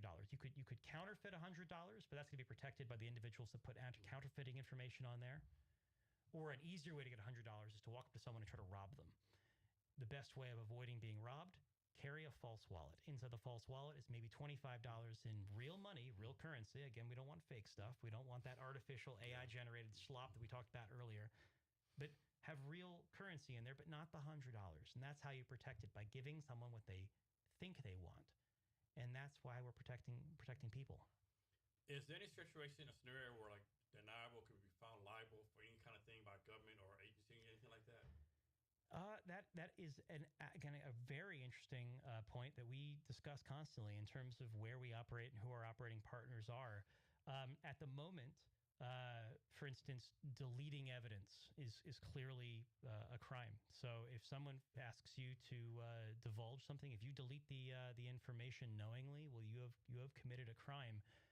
However, insofar as decryption keys, there is no current laws that protect someone from decrypting something with a key, but maybe not handing over every key. The order and the law is currently designed around the idea of one lock, one key. If I ask you for the key to this lock, you must give me the lock and the key. So I hand over the phone and I hand over the password, and I can then decrypt the system. At the moment, there is nothing that prevents you from saying, well, actually, there was a second key. And so I'm guessing you're like the super admin for everything, right? Well, I am the owner of the company, and I am able to sell our product. And if I see evidence, I'm able to delete accounts. But one thing that we absolutely do not do, never will do, and for very, very good reason, is I have no access to what our users are doing on the phone or what content is on the phone. I have no access. There are no backups. If a user decides to delete their phone, they're not able to, restore what they had backed up. And the reason for that is quite simple. Ultimately, then, the deniability of this would remain true, but the weak link would then be me. If I'm the super admin and I hold the decryption key to a server somewhere that has all of the secret information from major journalist organizations or military intelligence, I would need 100 bodyguards around me at all times. I would become the weak link, and all you have to do is break my kneecaps, and I would hand over the key to everyone. So totally made up scenario, right? It's probably not reasonable, right? Post Tom Brown, he's the head of security for the German CIA, whatever the case be, right? He has a Deniable, right? Yeah. But somehow you find out that he's actually a double spy, and he's like actually against Germany and against NATO, right? He's actually working with Russians. Is that something you can find out? If you do, can you report it? Like, how's that work? Or is this like not realistic? I mean, I would love to say that's kind of above my pay grade. In these scenarios, this would be an example of us working with enterprise partners. And these enterprise partners who would, because we don't generally work with individuals within intelligence organizations. It would largely be, German military intelligence in this example. If they found out about it, they would be responsible for withdrawing this person's access and removing their keys, in the same way that it would not be the responsibility of a gun manufacturer if they sold many guns to make sure that officer is disarmed safely and then that gun is put back in the gun locker. Right, off subject, right? So on your hand, you have like two like ropes. Those ropes are single fighting thing, or they stress rolling thing, or absolutely not. They are. I think they are surfer bracelets. Okay. And I used to always wear lots of bracelets on my arms, and as I got older, the bracelets became less and less and less. Okay. And I developed a obnoxious fascination with watches. In order to at least keep some element of what I used to be, in addition to my obnoxious luxury watch on my wrist, I have at least some counterbalance to the life that I used to live when I didn't have nice watches. Cool. So you talk about like news agencies, journalists, news. Like what in your mind, what determines if someone's a journalist or works for a news agency? Because I thought you talk about ABC, NBC, BBC, but there's a lot of like individual people out there who like reporting news and maybe not work for anyone, but they might be considered journalists. Yeah, that's a total kind of decision that we make internally. We have a process that we don't really talk about in terms of SMEs that we sometimes flag application, user requests to do a sense check. In some extreme examples, we will do background checks on individuals at our own cost if we have a concern about this. But when it comes to journalists, is an area of particular leniency on my end.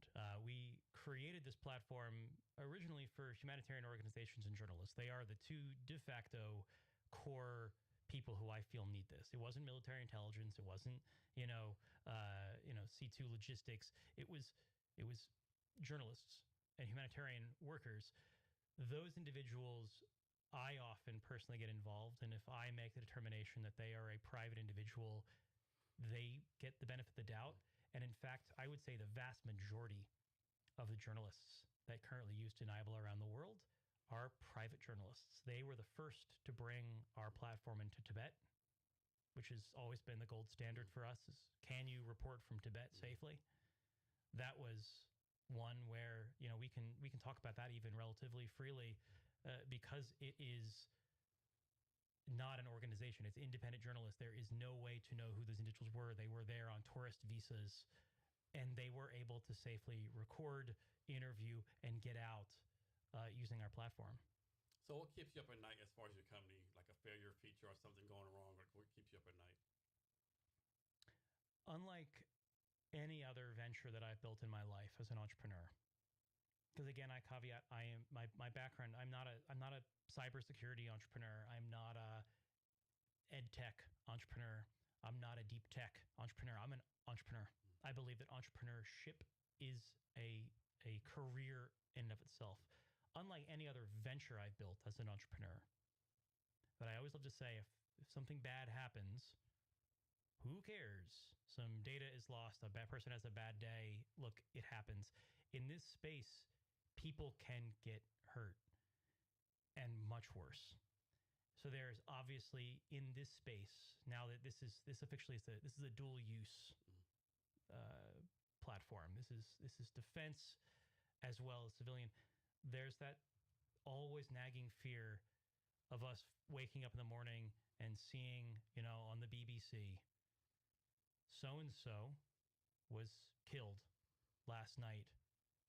On their person, that other government found a phone that was called, Deniable. That was the reason that they were killed. That moment is what keeps me up at night, and that is the balance I always have to have between security and false security. We have to be clear: there is no such thing as an infallible system. Nothing is unhackable. Nothing is unbreakable. Nothing is perfect. But I sleep well at night knowing that to date, not a single one of our users have been detained because of content found on phones. Not a single one of our users have been had data loss. Ultimately, compared to what people had before Deniable, which was an off-the-shelf phone, or more likely, no phone, to what we have today, I can't quantify how much better it is, other than to say it is at least 1% better. And that, in a way, summarizes the kind of world that I live in. I'm not worried about the 1% edge case where things could go wrong. I'm always worried about it. I'm terrified that could happen, but it's not what we build for. We're trying to make things at least 1% better than the world without us.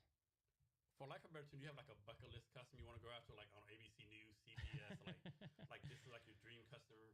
I absolutely do, but if I shared that list, they would never, ever work with me. Let me ask you this then. Is it like a military focused, country focused, or like news focused?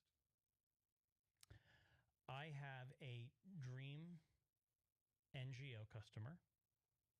I have a dream news and journalist organization who we may or may not already work with. And I have a dream military application, which we may or may not already have conversations with. Spoken like a true spy. Exactly. But for the NGO, like talk through like your go-to-market plan. Like how do you plan like you're reaching out to them? Like what and tell as much as you can, right? Well, the interesting thing is NGOs are where we came from. As we began this conversation with the journey to create Karakoram came directly out of previous startups of mine that had relationships with the United Nations, and that became the first partner, the first anchor client of Karakoram was the United Nations. And the insight that led to Deniable came from conversations with NGOs. So that is our anchor, is NGOs and journalists. We spoke with several of them, in addition to that story that I told you earlier about my time in Colombia, where I experienced this, where they were telling me the same thing that I experienced, that that NGOs were walking out of their safe houses in countries around the world, and military police were just putting a gun to their head and having them unlock their phones and reading their telegram messages. Seemed shockingly similar to what I experienced working on United Nations projects in Colombia, where I was going into Riohacha on the Venezuelan border and I was being asked to unlock devices. And it seemed ludicrous to the point of comicness to me that people were so concerned about end-to-end encryption, but not actually protecting the threat that actually existed out there, which was coercion. So when it comes to journalists, we journalists and NGOs, we are leveraging the existing relationship we have, saying your workers right now face this every day.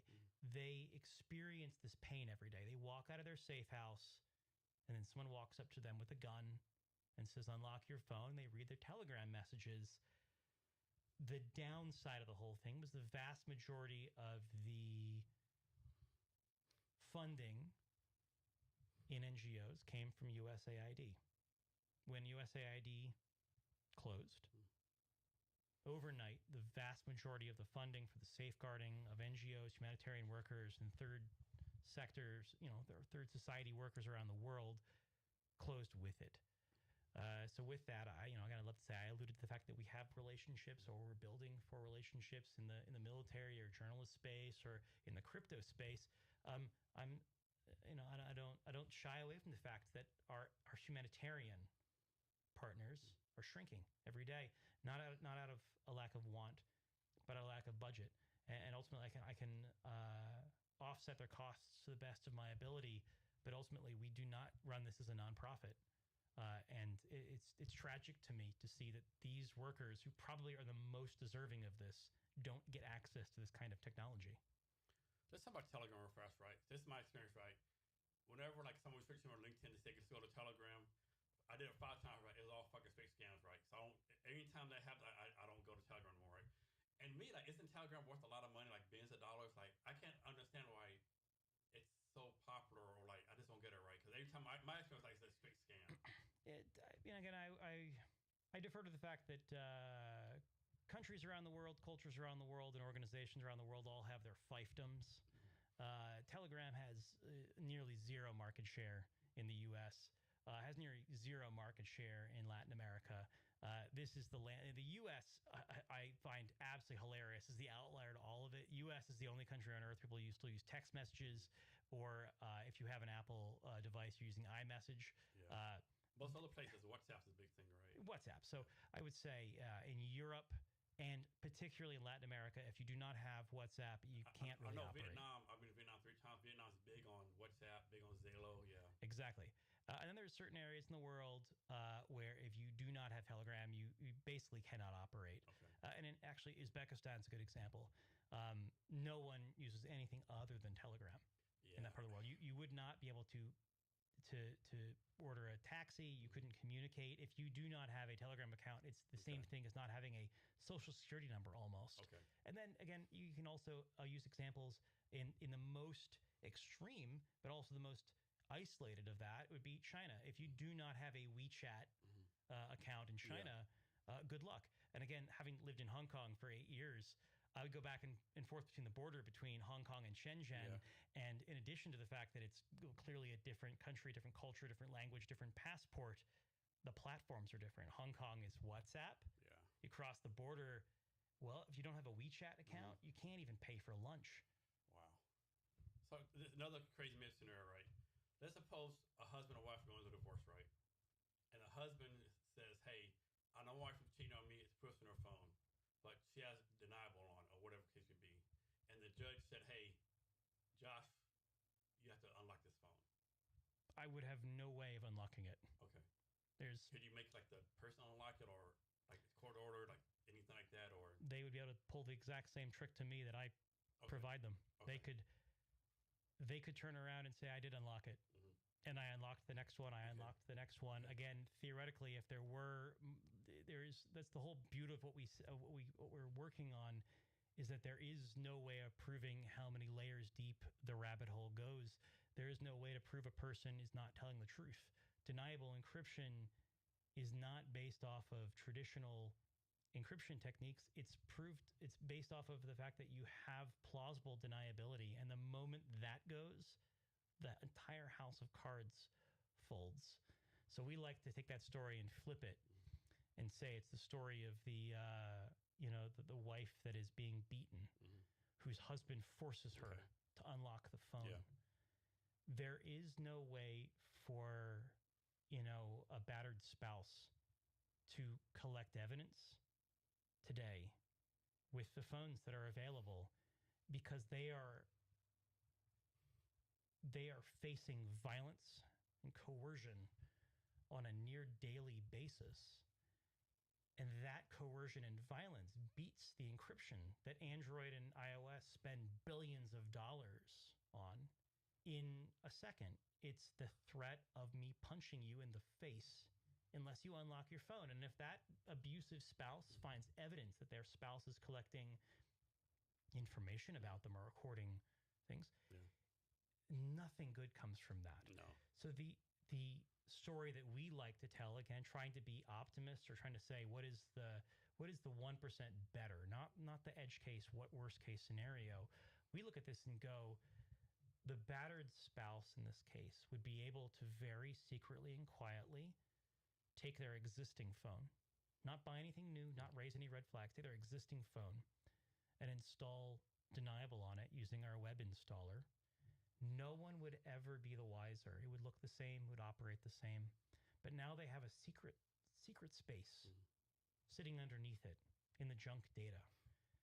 And that is where they're able to collect and document evidence of their abuse so that once they're in court, they are choosing to freely decrypt the data at that point in the aha moment with their lawyer that they otherwise would not be able to safely collect. Is there any risk of a government making what you're doing illegal?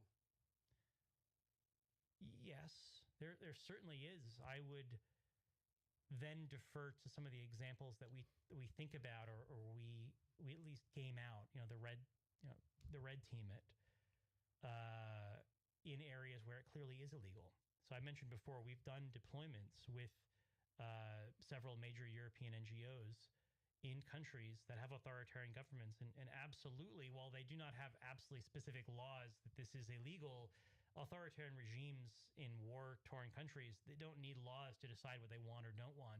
Clearly, what we are providing is not good for the opposing country. It's used by pro-democratic forces in order to, organize, plan logistics, and communicate. They clearly don't want it, but there's not a lot they can do about it. And this is the fun game theory that we've had when we've spoken with partners both within major journalist organizations and partners within major intelligence agencies is let's game out that story. What happens if a opposing government of any sort says we don't like this? What happens? Well, at the beginning they go, how do we know which one it is? If we have multiple phones sitting on a table here and they're all exactly the same, the question then is which one is the special phone and which one is not. If it's nearly impossible, again, I use the word nearly in the most extreme sense, it is very nearly impossible. Nothing is unhackable, nothing's uncrackable. You're playing you're playing a shell game. Which one of these is the special phone and which one is not costs money, costs time. So an opposing organization, government, if they say it's illegal, they would then have to figure out what the tell is. How do we then defend against it? How do we prove that it is or is not this illegal system? And then ultimately, is it worth doing that when the system itself is constantly mutating and changing? Whatever tell they might find might be a tell that's 2 weeks or 3 weeks or 2 years out of date. The concept of deniable encryption and what we focus our technology and team on is a chimera. It's constantly switching. As long as you have the ability to be plausibly deniable, you have the ability to stay in control. And we constantly are focusing on making sure this system is not reliant on one hardware platform or even one use. To use another example that we come across a lot is how could plausible deniability be used outside of a phone? Well, right now, if you're a drone operator in Ukraine, you have to be very, very close to the front line. Because if you are very, very far away from the front line, you can't use fiber optic cables, which means they can be hacked. Ultimately, if you also are very, very close to the front line, you have a risk of being intercepted by, an enemy who then could use you or force you to use the drone against your own forces. A plausible deniability system of that would allow an operator to unlock the drone and fly it under duress, but it would crash or burn up or maybe be off by 10%. It would make the system safe while allowing them to comply. That is a deniable encryption system in and of itself. You can unlock a system, you can use it, you can do it, you can operate it, but in a safe way as opposed to a dangerous way. Talk through some entrepreneurship lessons you'll learn through the years. Oh, that's a good question. I mentioned earlier that one of the most important things for me is deciding what is your kill metrics from day one. I'd say without kill metrics, you're going to end up wasting a lot of time in your life. And that ties to the kind of the lesson number 2 that I always try to give is remember that every cent that you have is as important as every second that you have. Humans have a finite lifespan. Every second that you spend going after something should be treated as preciously, and in some cases more preciously, than a cent that you spend. Is what you're working on right now the best investment of that resource that you have, that time, that cent? So we constantly ask people to re-examine and say, if you are overdue for a pivot, do your pivot. If you're overdue for a stop and a restart and something else, do a stop and a restart. And the final thing that I love always to remind entrepreneurs is that entrepreneurship ultimately boils down to the identification of a pain and how you can solve it. That's it. This is the core lesson that all entrepreneurs need to live by. And in order to create great products, you should quantify those simple pains. Write them on your wall. I do very much product-driven entrepreneurship. And with that, I often use the design and creation of the iPod, the original iPod, as the best example, the best lesson set for both entrepreneurs and product development in history. And that one came from the simple identification that spinning CDs did not fit in your pocket, nor did they hold a lot of songs. That when asked, overwhelmingly, people said, I want 1,000 songs in my pocket.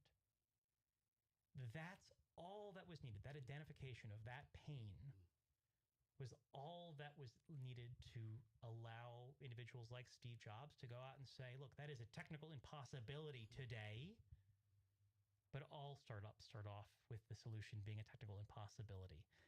That's a pain. People would pay me. If I could magically snap my finger and get 1,000 songs in your pocket, people would pay me for that.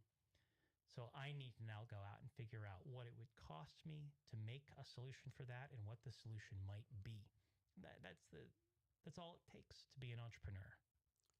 When should someone not be an entrepreneur? Why should someone not be an entrepreneur? Yeah. Like, are there certain character traits? Oh my God, so many. Many people out there I don't think are suited to be entrepreneurs. The most important, and again, I'm going to start off saying that being an entrepreneur is not a solo gig. There's the if you want to go fast, go alone. If you want to go far, go with the team. I'm a big believer of that. But there has to be someone who kickstarts the idea. There has to be a person who is holding the flag and running as fast as they can against oncoming bullets, waving it and having everyone follow them. That is the prime entrepreneur. That is the founder. Those individuals have to have a massive risk threshold, have to have a massively skewed way of looking at the world, both very optimistically and very cynically. And they have to be able to inspire people to follow behind them.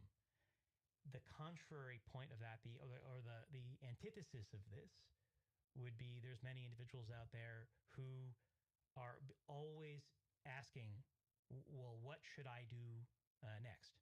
What should I do? How can I achieve this? Or what is the next thing for me to do? Those people are probably suitable for larger organizations or aggressive scale-ups, your Series B and onward. I have found a direct correlation between people's ability to self-manage, self-identify what you need to do next, to see how they fit within the canoe and paddle at the fastest speed they possibly can, or decide to leave the boat, and people who are entrepreneurs. Those who go, well, how fast should I paddle, are probably ones that need to be quickly exited from your canoe. Okay. So talk about the importance of like your inner circle, whether your spouse, close friends, like your 10 closest people to you being supportive of you as entrepreneur. Yeah, the personal board of advisors, as I always call them, they have a hard job. I have to do a shout out to my wife, who has probably the hardest job in the world but who also happens to be the co-founder of Karakoram and our chief operating officer. A fact that many of our clients don't know until 6 months into the engagement, after they've already met the wonderful individual named Christina. They know her as the chief operating officer, the chief doer, the chief organizer of the company, and only after 6 months do they find out that she also happens to be the person who's able to keep this aggressively ADHD individual on the straight and narrow, and it all comes together. So that's where everything in my personal board of advisors starts, is in our chief operating officer, what their role is, who also happens to be my wife. She sits at the head of the chair in terms of that personal board of advisors. She is the one who is incredibly good at helping to organize and triage what are all the tasks that need to be done, creating a startup, and how do we go from my, I would say, my bad habit. And what often happens with founders is I will leave tasks with, okay, let's. We make a great idea. We have an incredible ideation session. And then Josh goes, okay, let's do it. Okay, let's do it. There is a huge gap between okay, let's and getting it done. And this is where chief operating officers live and breathe and are exceptional. And Christina, our chief operating officer, and my wife, she formerly was the global production director for some of the biggest organizations and digital creative firms in the earth. She stepped in and co-founded Karakoram because she knew that we needed the person who was the executor. And from there, we expand out to a variety of individuals that all try to give insights and drive the crazy ADHD behavior of a founder towards craft and towards execution that you otherwise wouldn't have. So I think most people will say, there's no fucking way I can work with my spouse. I'm not going to do it right. There's no way. I don't see my spouse 24/7. How has you and your wife made this work? A lot of hard work. The first and most important part is that we recognize the reason that we work well as a couple is the reason we work well in business. I have skills that she's weak in, and she has skills that I'm incredibly weak in, and acknowledging that and hopefully being humble enough to admit it, but also equally being egotistical enough to stick to your guns and say, no, this is one of the things that I am damn good at, and we both do that. Sometimes just kind of go, Josh, shut up, sit down. This is not your forte. This is mine. And sometimes I'll turn around and go, this is my forte, not yours. Enables us to split up the business in two totally complementary areas. And, the days when we're working on scopes of work for new clients or new client deliverables, you see it instantly where she's taking over the areas around building the budget and timeline that I couldn't do if my life depended on it. I'm far too ADHD. Meanwhile, the questions of what on earth are we actually going to be doing, and what is the pitch and the vision? This is what I live and breathe for. You wind me up, put me on stage, and I'll pitch anything to anyone about anything, and hopefully get people excited about it. That's my strength and forte. So I'm going to say it wrong again. Karakoram. What kind of companies do y'all look for to bring on? We always love to say, if you want to build like a founder, you should work with us. That is the start and finish. Now, we have a long list of organization types that we work with underneath that, but we love to say it's not limited to that. If you want to build like a founder, if you always wondered why did Uber beat taxis? Why did Airbnb beat Marriott? What is this special sauce that these startups have? Because they can build disruptive, fast, but also cheap, and then win. What is it? Well, the answer is obvious. It's they're founders, they're entrepreneurs. They know how to build in that way. So any organization that goes, well, we spent $100 million last year trying to build a large data platform that we could use for AI that would allow us to have better insights into what we're doing. And at the end of the year, we've not really delivered anything. That sounds pretty standard for, as I mentioned before, my normal foil for who we are competing against. the enterprise technology firms of Google, Microsoft, Meta. They do a lot of that. We work with anyone who wants to build like founders, but specifically the largest people that we work with today, I'd say before NGOs, United Nations is a huge client of ours. We have a massive relationship with several universities. One of the largest with is Arizona State University, one of the most innovative universities in the US for 11 years in a row now, that are constantly saying, how can we solve challenges like declining enrollment from students that now want to learn from AI or learn from YouTube, from universities that are facing, a loss of their professors and their institutional knowledge. Universities are a huge area of growth for us. We work with many large Fortune 1000 companies that are also saying, look, we want to build a venture studio, but we can't quite figure out how to build the things that we feel we need to build. So what's your secret sauce? We constantly are reminding everyone to use less money. It's our secret sauce.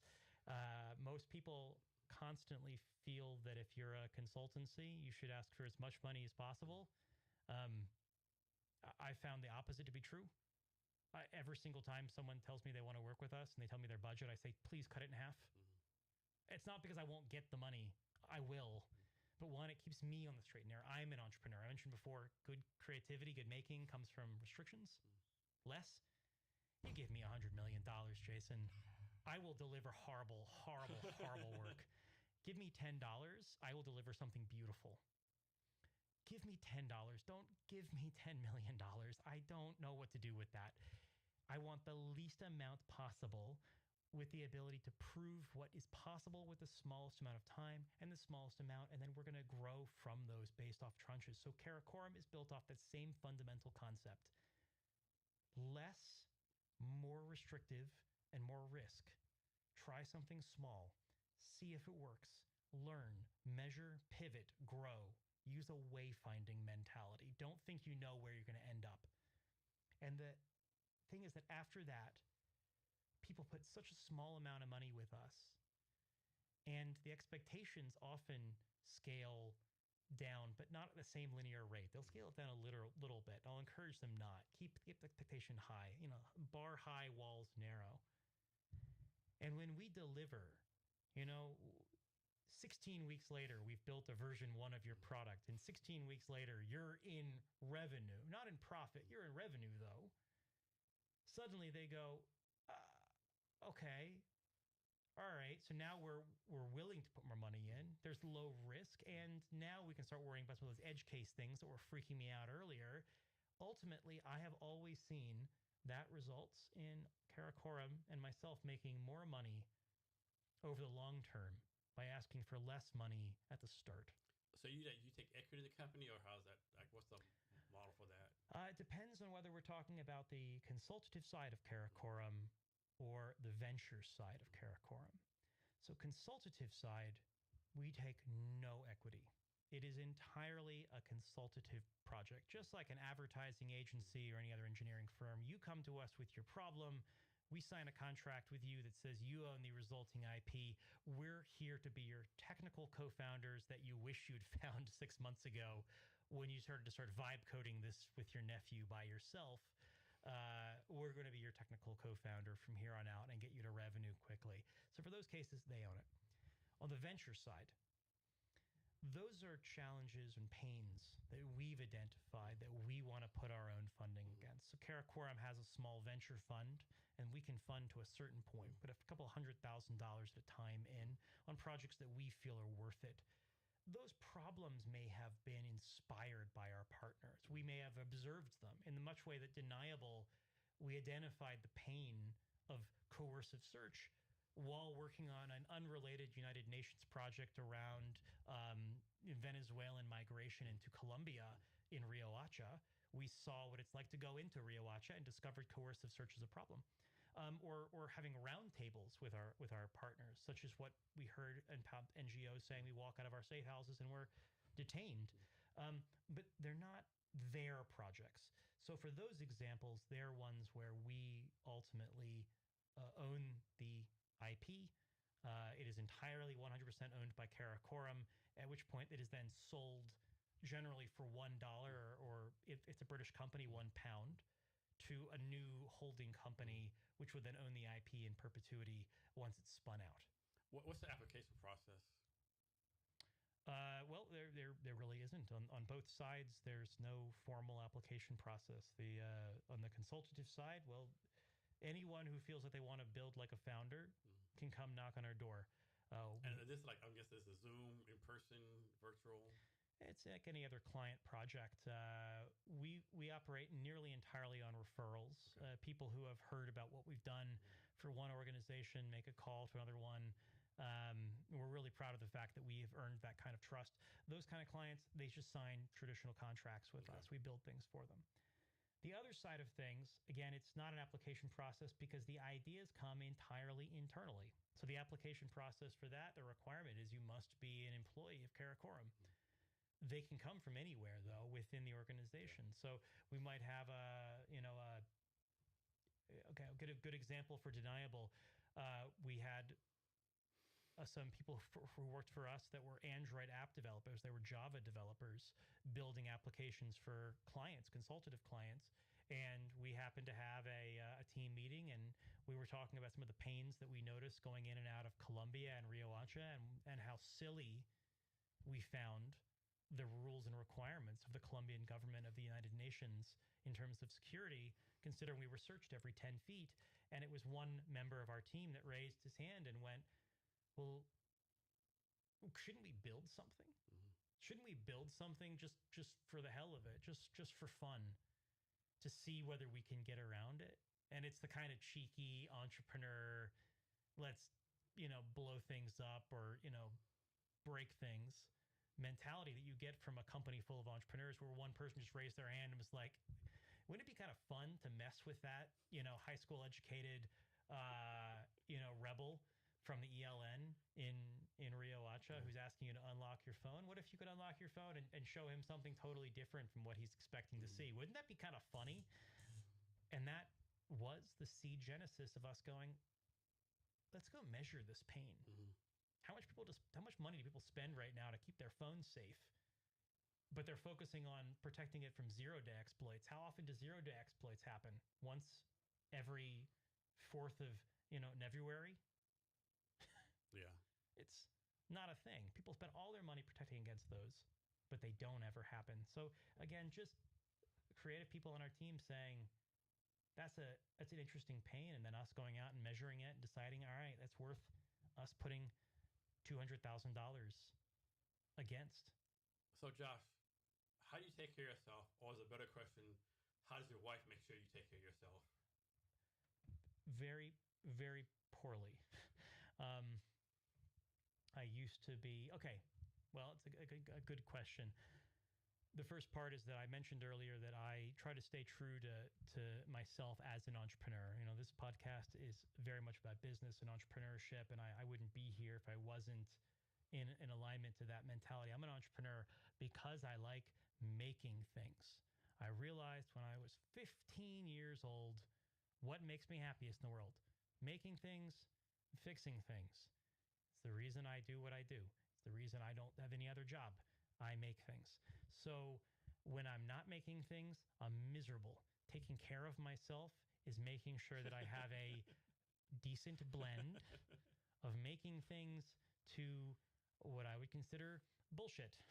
I am not always the most empathetic human being on earth, but part of my job as the CEO is making sure my team is happy and that I understand the pains they're going through in their daily lives. I just have to be a mentor and boss.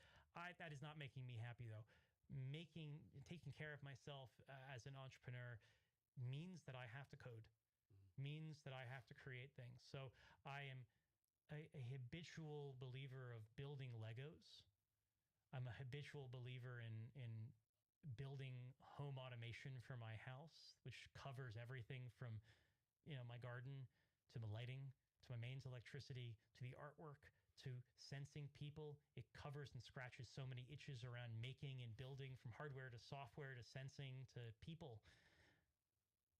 It that's largely what I do to keep myself sane and take care of myself is know what makes me happy, the making, and make sure that I have a decent blend in my day of caring for my family, caring for my employees, and the thing that keeps me sane, just making things. Here's one for you. So there's like right now there's Cursor, things called Claude Code, Chat Codex, right? Yep. Are all these like tools actually helping entrepreneurs or helping like coders, the developers, are we developing a generation of lazy coders, lazy developers? Well, again, another great question. I have a not surprising strong opinion on that one as well. I look at ancillaries throughout history of when this has happened before. Most people think that what's happening right now with AI based building has never happened before, and I can assure you it has many many times. Nothing new under the sun. There's a famous line: "History never repeats itself, but it rhymes." Yeah. Yeah. Yeah, we've been through this before. And the same freakouts, the same concerns. And I can pull examples out of my hat all day long about the amount of time that accountants freaked out the moment Excel was created. And they said that's going to be the end of accountants as a job. Not true. It increased the number of jobs for accountants. And the example that I like looking at the most in terms of the concern about a generation of sloppy engineers or not sloppy engineers is, well, it's not that simple. And I like looking at the release of CAD software in the 80s and 90s. When did Photoshop come out? When did Illustrator come out? What is that shift? So there was this generation of people who, before that, if you wanted to design a house, if you were an architect, you learned to draw. Before that, if you wanted to be an art director at an ad agency, you draw, you paint, create images that way. And it undeniably made beautiful work, made great houses. I mean, Frank Lloyd Wright's work as an architect are incredible. That does not mean that modern architects aren't also talented, and modern architects are not drawing. They're using CAD software. And during that transition, there was the same mania. People will skip the part of they learn how to draw, they learn how to make, they learn how to craft. And that was absolutely true for many. And that was absolutely untrue for many. People who became talented architects after the CAD transition were ones that understood the fundamentals. They learned how to draw, but they also learned that CAD software would allow them to make 10 iterations or 100 iterations where previously they could make one. And that is a new way of using this tool for the same craft. And that means that the software itself is a tool, not a solution. And I see the same thing right now with AI. People who know how to build, who understand that it's a tool, not a solution, are creating incredible things. And the people who just use it as a solution, I'm just going to make whatever with it. I don't have any discipline behind why I'm making it, how I'm making it. They build bad things with it in the same way people who pick up Photoshop but don't spend enough time with the discipline behind the why or the concept of what I am building make bad work. So I remember someone put a photo somewhere, right? And the photo was like they're on a train, right? Everyone had a cell phone, right? Like, this is like insane, right? Everyone's on the train, on the phone. No one's talking to each other. This is about humanity. And then someone posts a picture. You mean like this? It was a picture from 1910. Everyone had newspapers, right? It's the same thing, right? We've seen this. We've seen this again. This mania. I met, as you talked about, I'm a parent to 2 young kids. I feel like every parent for many generations has had the same fear of what if my kid is watching too much television. I looked up recently how much television per week did a kid in the 1950s watch? There's a lot. Twice as much as the average kid today, twice as much as my kids watch. And I let my kids watch much more television than any other parent of this generation that I'm aware of. But I know that, again, the trend that I am perpetuating is less. They read more than kids in the 1950s. They watch less television. And I think kids will start taking advantage, right? So my grandson lives with us, right? He's like 2 years old, going to be 3 September. And so I'm asking him to watch TV one day, and like all of a sudden these cartoons come up. Like, what the hell going on? Somehow my grandson at 2.5 knew how to use his iPad to transfer the TV from upstairs to downstairs, so he could like go downstairs and watch TV. I'm like, what in the world is going on right now, right? That's right. I'm like, how? You know? It's like this, yeah. Like he gets my wife's phone, like goes to play games and pulls stuff up. Like, man, hey honey, you gonna fuck around? You gonna order some shit on your phone, right? My 3-year-old knows how to use our media server. I often joke that she probably has already set up her own Wi-Fi network in the house that I'm not aware of, and somehow she is browsing the internet at night at 3 years old. I wouldn't actually even remotely be surprised. No. So I do my very best to try to build within the constraints again as a parent and an entrepreneur and a maker, build within the constraints that I'm comfortable as a parent for her. So we have our own media server that we run in the house, and I lovingly populate it with cartoons that are, they're not any more or less garbage than the Paw Patrol you could find on Netflix today. Paw Patrol, Bluey, all those new ones. Yeah, but at least it's my garbage. So my daughter is currently obsessed with Thundercats. So for some reason, my grandson watched all the Martin cartoons. Once I just put Tom and Jerry, and he just loves it, right? He loves Tom and Jerry. I have a long-standing belief that children today that don't grow up watching Looney Tunes, we're going to have an issue in about 25 years with people not wanting to work for NASA or whatever the equivalent successor to NASA is, because no one's grown up watching Wile E. Coyote and the Roadrunner strap themselves to Acme rockets and blow themselves up. If that's not inspiration for going to work for NASA, I don't know what is. So how do your wife do this, right? I think it's a problem a lot of parents have, right? So obviously I know your background, right? But I'm sure you had your struggles, whatever. Your wife had her struggles, right? Well, those struggles we went through made the person you are now and made you success you are now, right? And then like, obviously your kids go through the same struggles because you worked hard to make life easier. But then it's like, why not make them go through the struggles, right? If that makes any sense, right?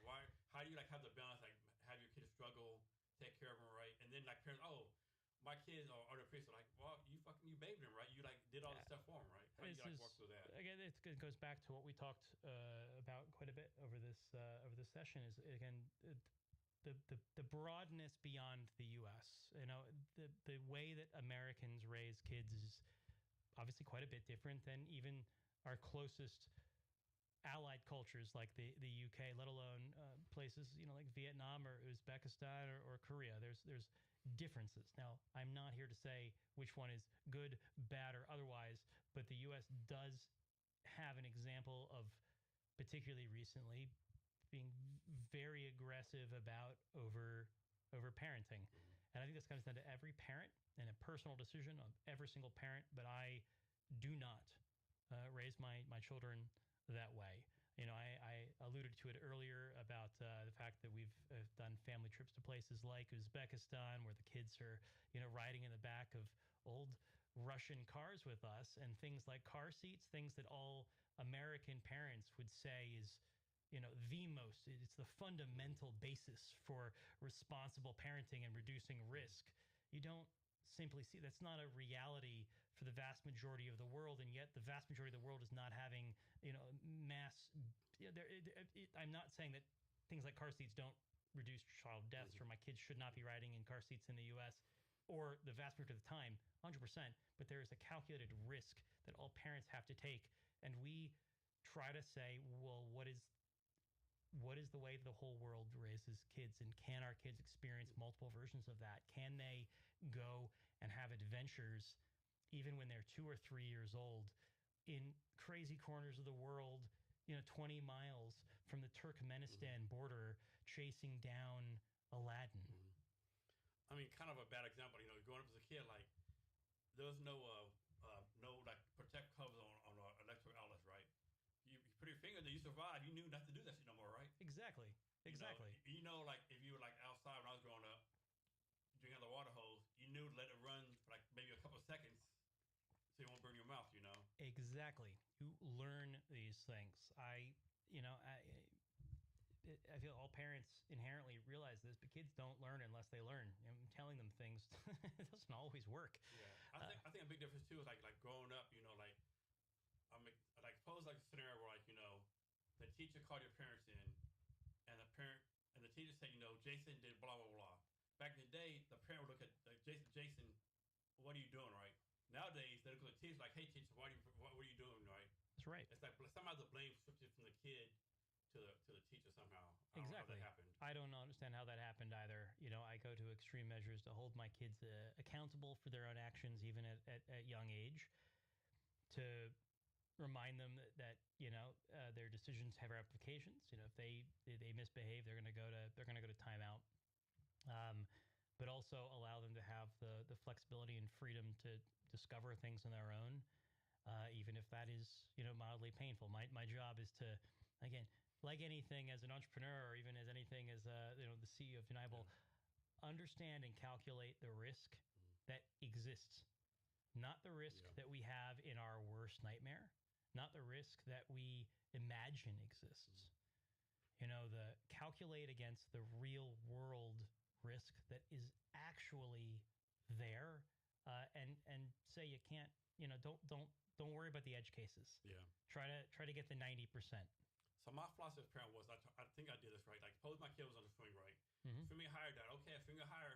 Are you sure? I'm swinging higher. And eventually they're going to fall out and bust their ass, right? And then, right. Okay, you good? Yeah, they stay back on the swing, right? That's absolutely right. They've discovered their own limits. You haven't put limits on them, for or against. Yeah.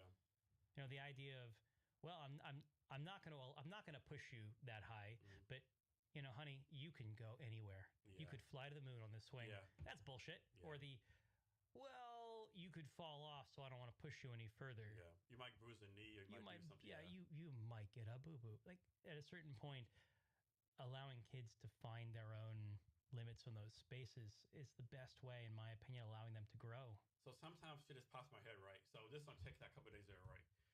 And so of course, most of the stuff is staged, right? You don't know if it's staged or they actually happen, right? Because who has to have a phone filming stuff all the time, right? Mm-hmm. And it's this little boy walking, maybe 19 years old, and the mother says, "Why did so and so text me and say you were talking about Bobcat?"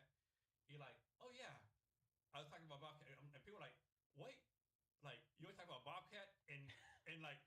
You forgot about it? Like, what, son? Like, what the fuck you do all day long where you're talking about Bobcat and you forgot about it? Like, what type of life are you living right now, right? Exactly. And at a certain point, there's exactly that. There's just the point of allowing them to make their own mistakes and do their own thing. That the only way for them to learn is to discover themselves. It was so fun. Like, what's this? I heard you guys talking about Bobcat. He was like, look, oh yeah, about that. Like, all right. Like what happened after that, right? It's I mean, I'm growing up like going like dusk to dawn, all the kind of fun stuff, Hopefully, kids gonna get that back right. I don't know. I mean, it's certainly possible in this day and age, because I know that. Sorry, between your generation and mine, there was a similar concern on how you raise your kids. And I know my parents in particular were much more free range, go out there, learn, take the bus to get home. We're not going to pick you up. Yeah. You're 14 years old now. You'd be more than fine figuring it out. And then that leads to the kind of life that I live now, and the risk threshold that I'm comfortable with, and how I travel around the world is, by the time I was probably 16 years old, I was comfortable buying tickets on an airplane and flying somewhere, even if my parents weren't aware that I was doing it. At one point, my parents didn't, know that I was out of the house, only to find out that I'd flown from Baltimore to Boston. Yeah. And then I, of course, got in quite a bit of trouble, and I had to figure out where I was going to stay in Boston. Yeah. But, there's the way that I feel like every generation sees the next generation, how they raise their kid, and they're concerned about the amount of kind of mollycoddling you have. Yeah. But I do also know the contrary wise is there's a way that you can learn the good and the bad from previous generations of raising kids, and that it's not all bad. There's quite a bit of good, and the amount of independence that you can give kids, it hasn't gone away. You can still do it. What's the thing too? Whatever generation you are, the generation before you was worse than ever. They destroyed the world, and the generation after you is fucking lazy as fucking unappreciative of anything you did for them. That's right. You can go back to Roman Empire times, Egyptian times, colonial times. It's never going to change, I don't think. 100%. 100%. So, explain this quote. I solve never before seen problems with never before seen solutions. I like playing in the unknown. People have asked me all the time, since the financial recession of 2008, people of my generation, I graduated college in 2010. We've had a tough go at it. There's been a lot of problems, from the financial recession to the hangover from that to COVID, things are never great, and it's always, well, what's it like building businesses in that era? What's it like growing your career in that era? And I go, well, my profession as an entrepreneur is playing in the unknown, playing on challenges that haven't been solved. So that particular quote resonates in how I live my life. If things were going well, if everything was hunky dory, no one would really want to change anything. So I play, Karakoram plays, Deniable, and all of other spinouts. We play in the unknown. If things were going well, if people's Bill of Rights were being respected, there'd be no need for Deniable. But we live in unprecedented times, and we have for many years now. So I find myself almost lucky in that regard. I play in the unknown where there is no best practice, because that's the world that I live in, and that's the world that gives me the opportunity. That's the world that pays my mortgage. So what would have to happen for you to go work for a corporation? Corporations would have to start thinking, working, and operating more like a startup. And that's not out of the question. For a short window of time, NASA was doing that. When NASA, and in fact, I have as much deep respect for NASA as I do for the United Nations, and that is not me being cynical. I do deeply respect both. I love to say again, in the space race between the Soviet Union and the U.S., one of the things the U.S. always had is the U.S. thought like an entrepreneur. It wasn't NASA that built the lunar lander. That was Lockheed Martin, I believe. It was Boeing. They didn't build spacesuits. That was ILM Dover. They didn't build. They worked with contractors. They worked with acceptance rates. They worked with achievement rates. They worked in an entrepreneurial method. That's what allowed us to create Lockheed Martin Skunk Works. Lockheed Martin Skunk Works, another example of large corporations working like a startup. They do exist. There are flickers in the world. And every single time you see these flickers of a major corporation saying, I'm going to operate like a startup, in my experience, if you stick to it, if you hold fast, against the battering of the corporate antibodies and the hurricanes, you deliver the best things on Earth. All right, so let's go down the rabbit hole. Did we go to the moon? Would me go to the moon? No, did we go to the moon? Yes. A lot of people out there, like there's all this evidence, like how did the wind blow, like how did Richard Nixon call in a landline to the astronauts, like how come the boots on the bottom of the boots don't match the footprints? There's all this like evidence, right? My thing is like, if we didn't go to the moon, there's no other world. Hundreds of people have not said it wasn't true. You know how I know we went to the moon? How? Because the Russians said we went to the moon, and the Soviet Union spent more money on counterintelligence than the crackpot theorists spent on counterintelligence, and the Soviets dropped their space program because we went to the moon. I believe the moon, but some of that stuff, like man, like okay, can you how did Nixon, President Nixon, call on a landline, right? Like, like it was like this is, I don't know, like some of the stuff that add up, like the black and white stuff, the bottom of the boots, like how's the wind blowing, like all this stuff, right? Is like okay. I love mysteries and curiosities, and I love always being curious and always questioning. But that one is one that I put firmly in the camp of there's way too much public evidence and anecdotal evidence to spend too much time wondering about. And I still go back to, again, incentive structures driving behavior, I believe, is kind of a universality. Yeah. There are the two most important pieces of evidence as to why, things like that. Why did we go to the moon? Why did we land there? And why did that happen? It came down to, again, a negative and cynical and shitty thing. Well, the Russians stopped their space program. Yep. And shortly after that, the Americans stopped their space program. To me, it's the same. Like, we went to the moon, 69, 67, and then, like, almost 50 years, almost did nothing, right? Because I would argue we had the space shuttle, right? Yeah. But to me, isn't the space shuttle, like, less advanced because the rockets don't go to the moon? Like, the rockets are less advanced, right? Yeah, we struggled to get out of near Earth orbit, other than a few satellites and Lagrange points for many, many years. Yeah, and I it is definitely think we missed opportunity. Like, it's almost like I think future generation looking back on us like 100 years from now, going, man, what do we do for these 50 years? Like just a lost opportunity. I think. well, I'm a shout out to my absolute favorite TV show of all time, which is For All Mankind.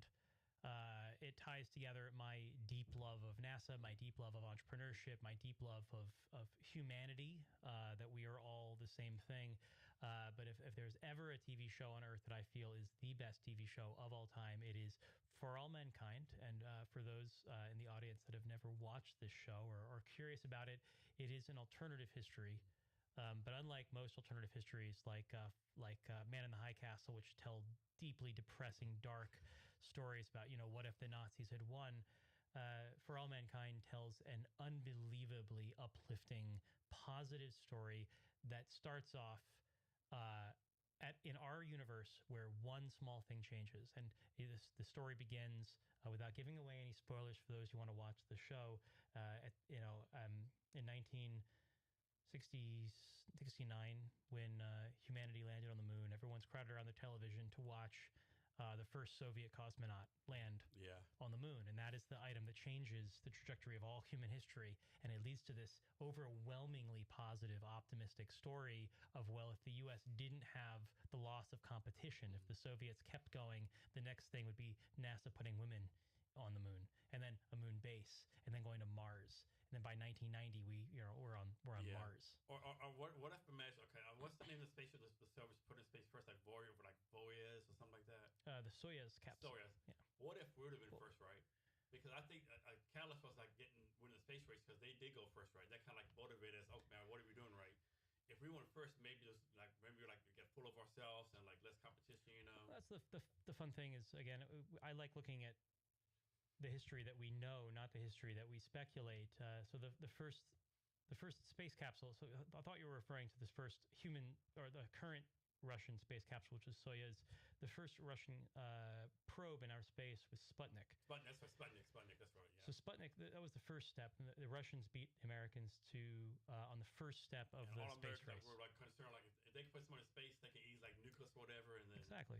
JFK gets this famous like we'll be on the moon by the end of the decade or something. So what happened when Sputnik went up? So the Russians beat us in step one, getting something in outer space. Did the U.S. give up? No. Did the Russians give up? No. They kept going because there was something greater and bigger behind that. We are going to put a man in outer space. Oh, okay. So both the Russians and the Americans went back to work. We're going to put a man in outer space. And guess who won? The Russians. Yuri Gagarin, first man in space. Shit.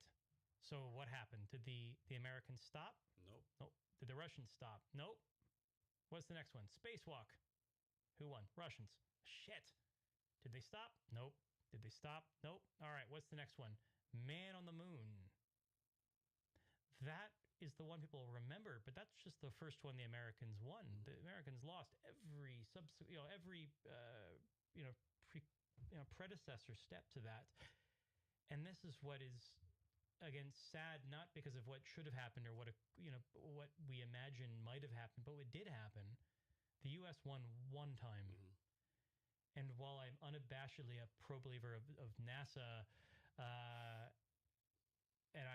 and the U.S., and I love what the U.S. did, it's tragic that led to everyone giving up.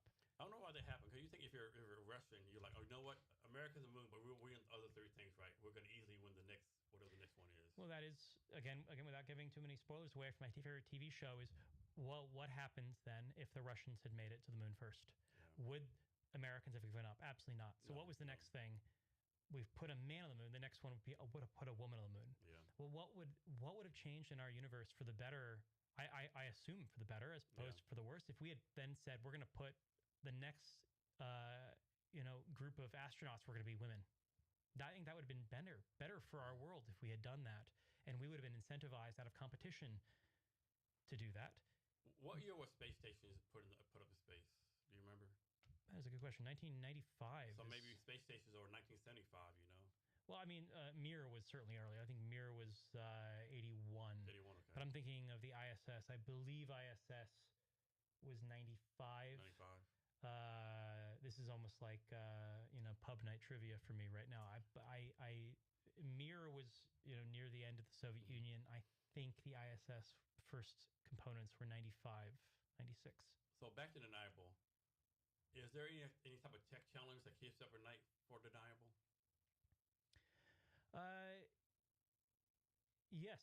I mean, the biggest one for us is as we are shifting away from the the largely civilian, largely humanitarian space that we work in. I remind myself constantly that right now we have to be as good as we need to be for the threat that we're facing. Journalists, humanitarian workers, they're going through checkpoints that are manned by military police officers who have high school educations at best, who have been largely told check your phone, and they want to go home and have a beer. They've checked your phone. What else do you want from me? If Deniable has the promise that I believe it does, well, then you're dealing with much larger, much more sophisticated state actors. If it has opportunities to provide support to pro-democracy forces in much more aggressive conflicts around the world, which I don't need to say which ones, but you can imagine, you're dealing with state actors that are massively incentivized to the tune of hundreds and hundreds of millions of dollars to root out and stop everything from intelligence to logistics to communication to journalism.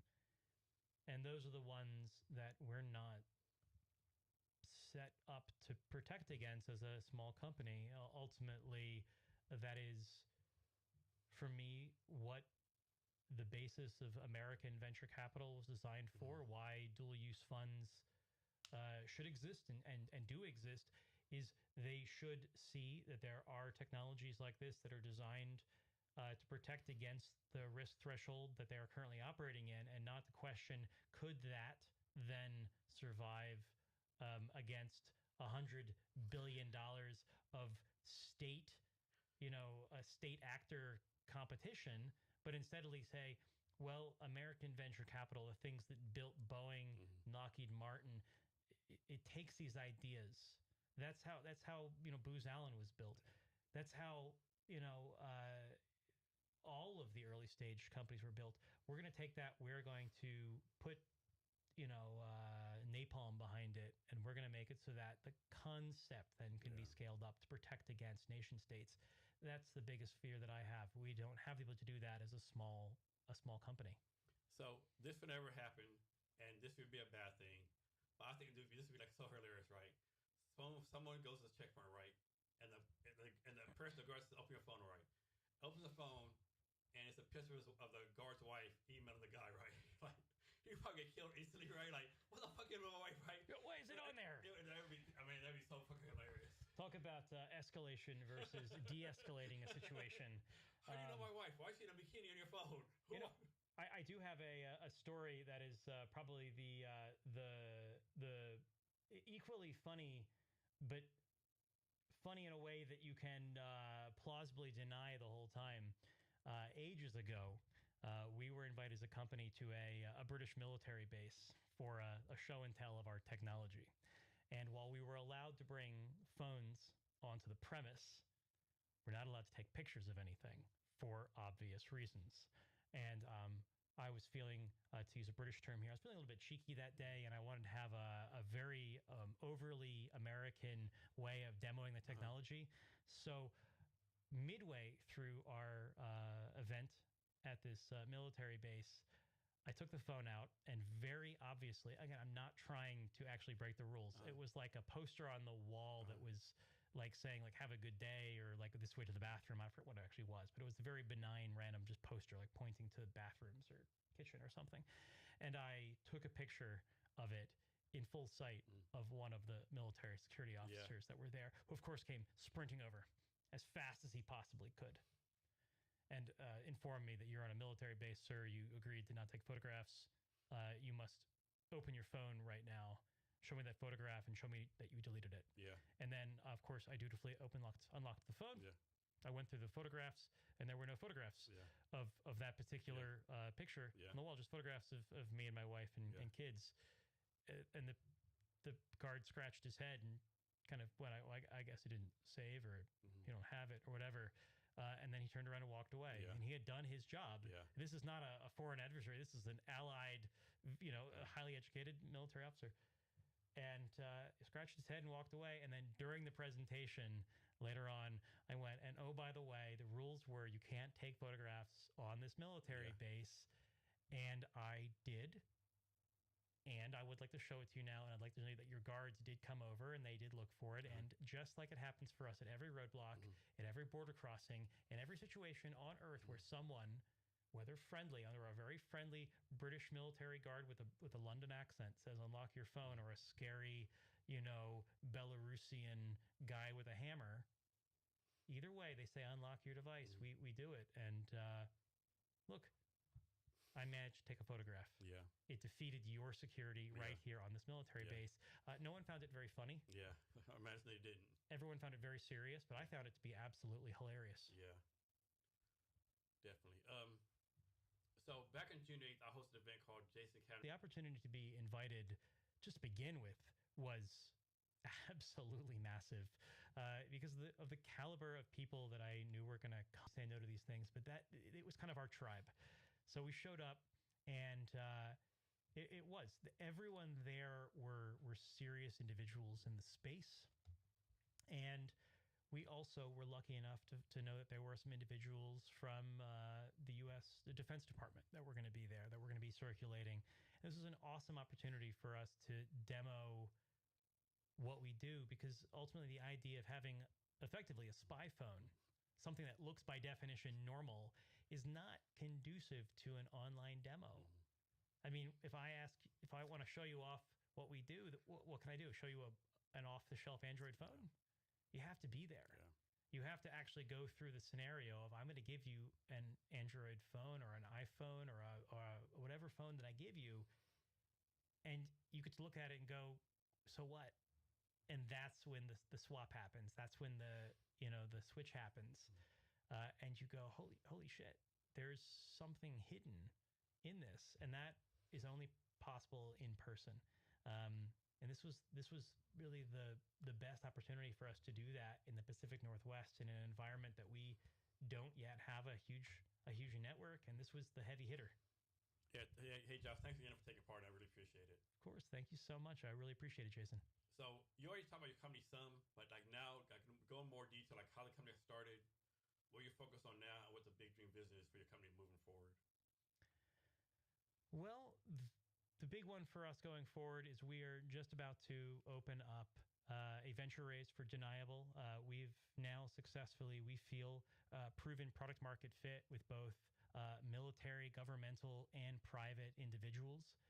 We are aggressively in revenue, and we've just transferred the IP, which we also patented, over to a new company just for Deniable. So we're very excited over the next 2 months that we're going to be opening up Deniable to outside investors.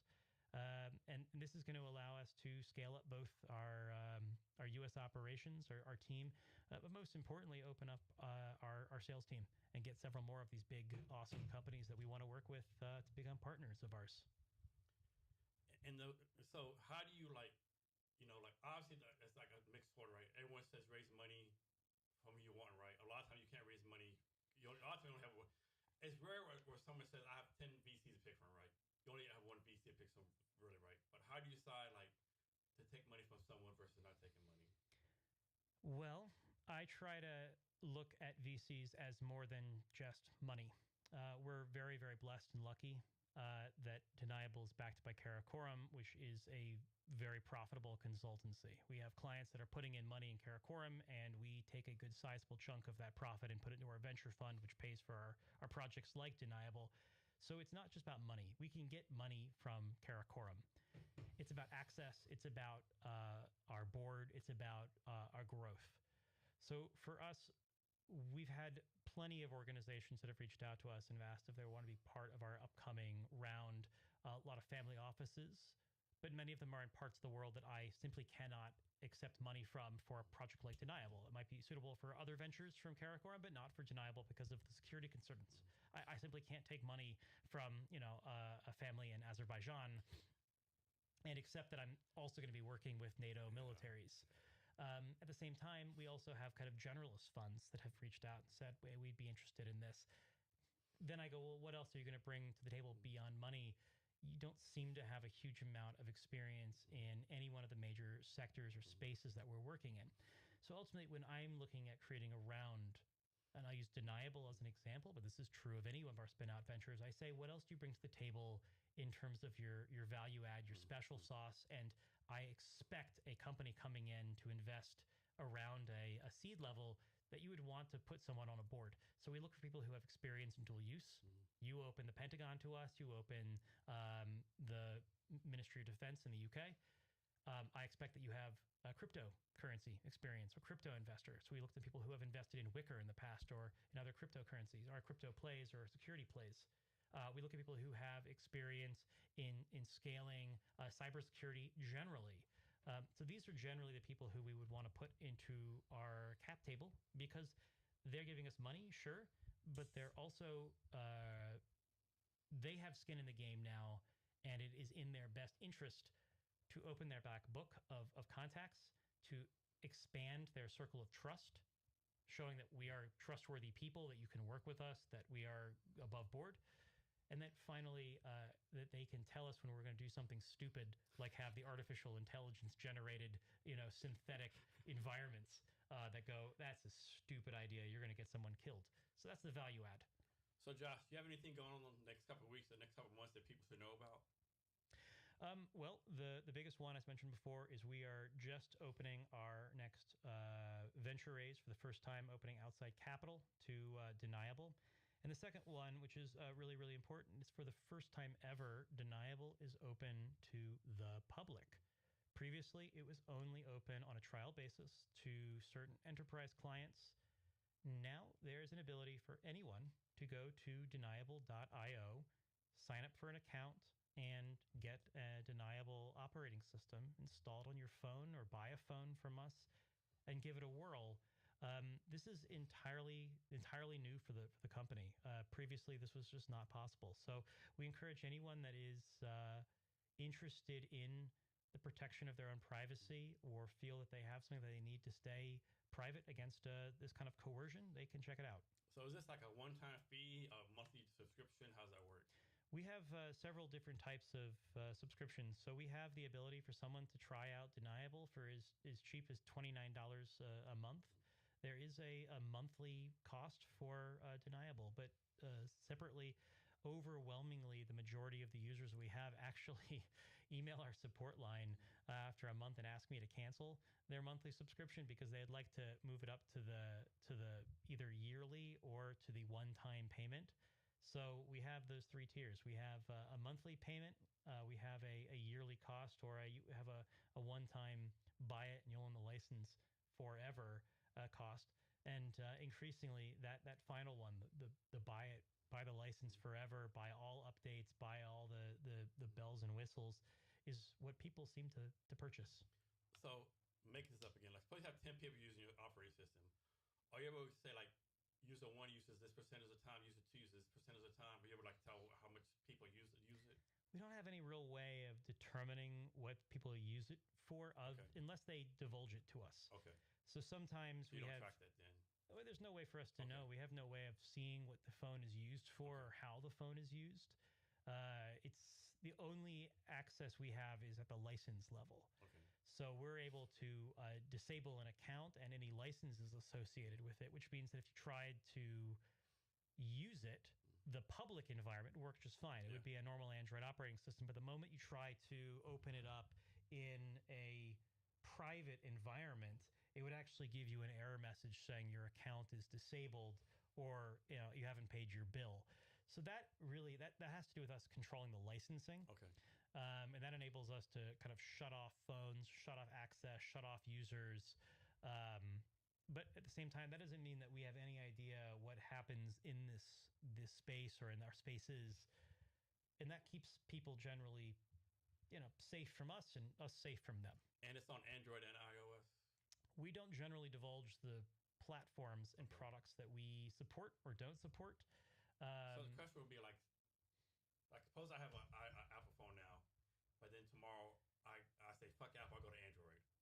Is it a simple matter of switching? Like, so that is one that we can talk about, because at least for the public version of this, which is different than enterprise. So our enterprise users, we give very aggressive access, and we give features, platform access, and tools that no one else gets because they are enterprise. For average users, for the people who can go to deniable.io today, sign up, and create an account, they are limited to Android, and it would be approximately 8 different hardware platforms across the Pixel line, ranging from very, very low-cost phones that you could find at almost any single market in a third world country. So if you wanted to set up a logistics system in Belarus, you could go into a market and you could probably buy a Pixel 6a, ranging all the way up to the top of the line Pixel phones that are available today. But this is simply the current public platform.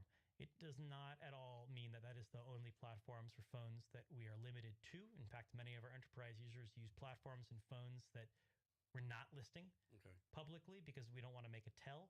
And then also even the public phones that we handle outside of enterprise, we often will swap them. The plan being every few years, they would switch from platform to platform, ensuring that there is no tell or pattern that an adversary could use to say, anytime I see someone with a Google Pixel, let's arrest them, because, in 3 months' time, it actually might switch and it might be HTC phones. Can you talk about your support for people with your platform? How's that work? Well, again, I love to say that we have endless personal support, but we are, in the day, a startup that have to operate under limited and restricted budgets. So generally, anyone who pays for a license is given a support line that is sent to our small but dedicated support team. I'm actually on it myself. I very often am the one who jumps in and gives answers and helps individuals, but they never go unanswered.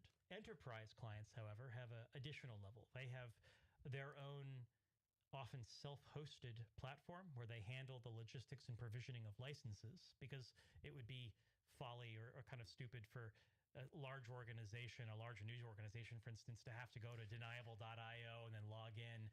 That would be a quick way of determining that they use our phones. We can't allow any of those tells. So they'll self-host.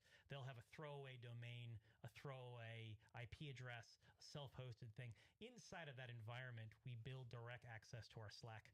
So they actually can reach out to me or any of our team instantly, and they actually have access to the lead engineer on the entire product at a one-to-one basis. Only for enterprise clients. So the people that work right now, I'm guessing you make them like NDAs or non-competes or anything like that. Yes, everyone who works for us has NDAs and non-competes and are thoroughly vetted and have. For Deniable, at least, one of our rules is that they've had to have worked for us prior to Deniable. There's some previous history doing something. Yeah, it's not an area that I like. At a certain point, I feel like I'm over exercising concern, but I also have stakeholders that I have to appease. When we're going out and raising venture capital, one of the first questions that we'd be asked is, how do you know that one of your employees isn't a Russian spy? Yeah. The answer that seems to appease people is, well, these people have been working for us since before it was an idea. Yeah. Unless so somehow they're really fucking good spies. They knew your idea before you even knew it. Exactly. Exactly. Unless Russia somehow knew that this company that's currently building edtech platforms or adtech platforms or agtech platforms are one day going to build a cybersecurity tool use platform. Mind map of you, like Josh is going to build a company we need to be involved in. Again, there is nothing that is unhackable. There is nothing uncrackable, and there's nothing that's impossible. But I say that is a reasonable response to the risk threshold and risk that we face in that environment. So anyone who works on this project is someone that has previously worked for us on other projects and has a history of work at Karakoram. So you might not be able to answer this right, but like, for your next hire, what's it going to be? An engineer, a salesperson? Like, what do you see your next hire being? Sales. Sales, okay. Our product is above question, given where it is. Again, without going into specifics of what country and where, I was never aware the first time that our product was sent into an authoritarian country. That was an example of us working with a partner, and that partner being enterprise, they can handle provision and logistics. It was only about a month after it entered the country that I was made aware that our product was used to handle logistics for pro-democratic forces in a major authoritarian country. The product never failed. And this was an early stage of it. The product, the technology is flawless. What we face challenge on is a challenge of trust. Trust with new clients does not scale linearly to startups. Startups move at an aggressive, fast hockey stick moment. And yet I still end up spending 6 months with every new client, convincing them that I'm not a Russian spy. and 6 months with the exact same questions being asked. We don't know who you are. We need to know every other client you've ever worked with, their names and a contact email so that we can reach out to them. And as much as I would love to do that, it's a catch-22. Yeah. If I did that for one organization, if I did that for GFC Media News, you lose trust immediately, and exactly that we would never work with anyone else ever again. So while everyone wants it, no one gets it, and then that does create a catch-22, and I don't blame them. I trust them. But it takes a large amount of time. It means that we have to work through our network, go to meet individuals like you, Jason. Hopefully get a chance to convince you of who we are and who I am and what we're trying to do. And then individuals like you vouch for us directly or indirectly, which builds that trust. Ultimately, if I'm doing this by myself, it's going to take forever. It's all about us building up this through sales team, kind of business development, BD roles. That's really what's holding us back. It's not the technology. The technology is fantastic. Josh, is there anything I should ask you that I have not asked you yet, or anything else you want to talk about? Again, I just briefly mentioned again that I find it a little bit hilarious just how much money around the world is currently spent trying to keep people out of your phone with this imagination that it's going to be a brute force attack that gets your emails out. The kind of closing thought that I have on this, the closing example, is one of the organizations around the world that gets into devices prolifically and legally is the FBI. Generally speaking, the FBI arrests individuals, and one of the areas where they would like to get information from would be your phone.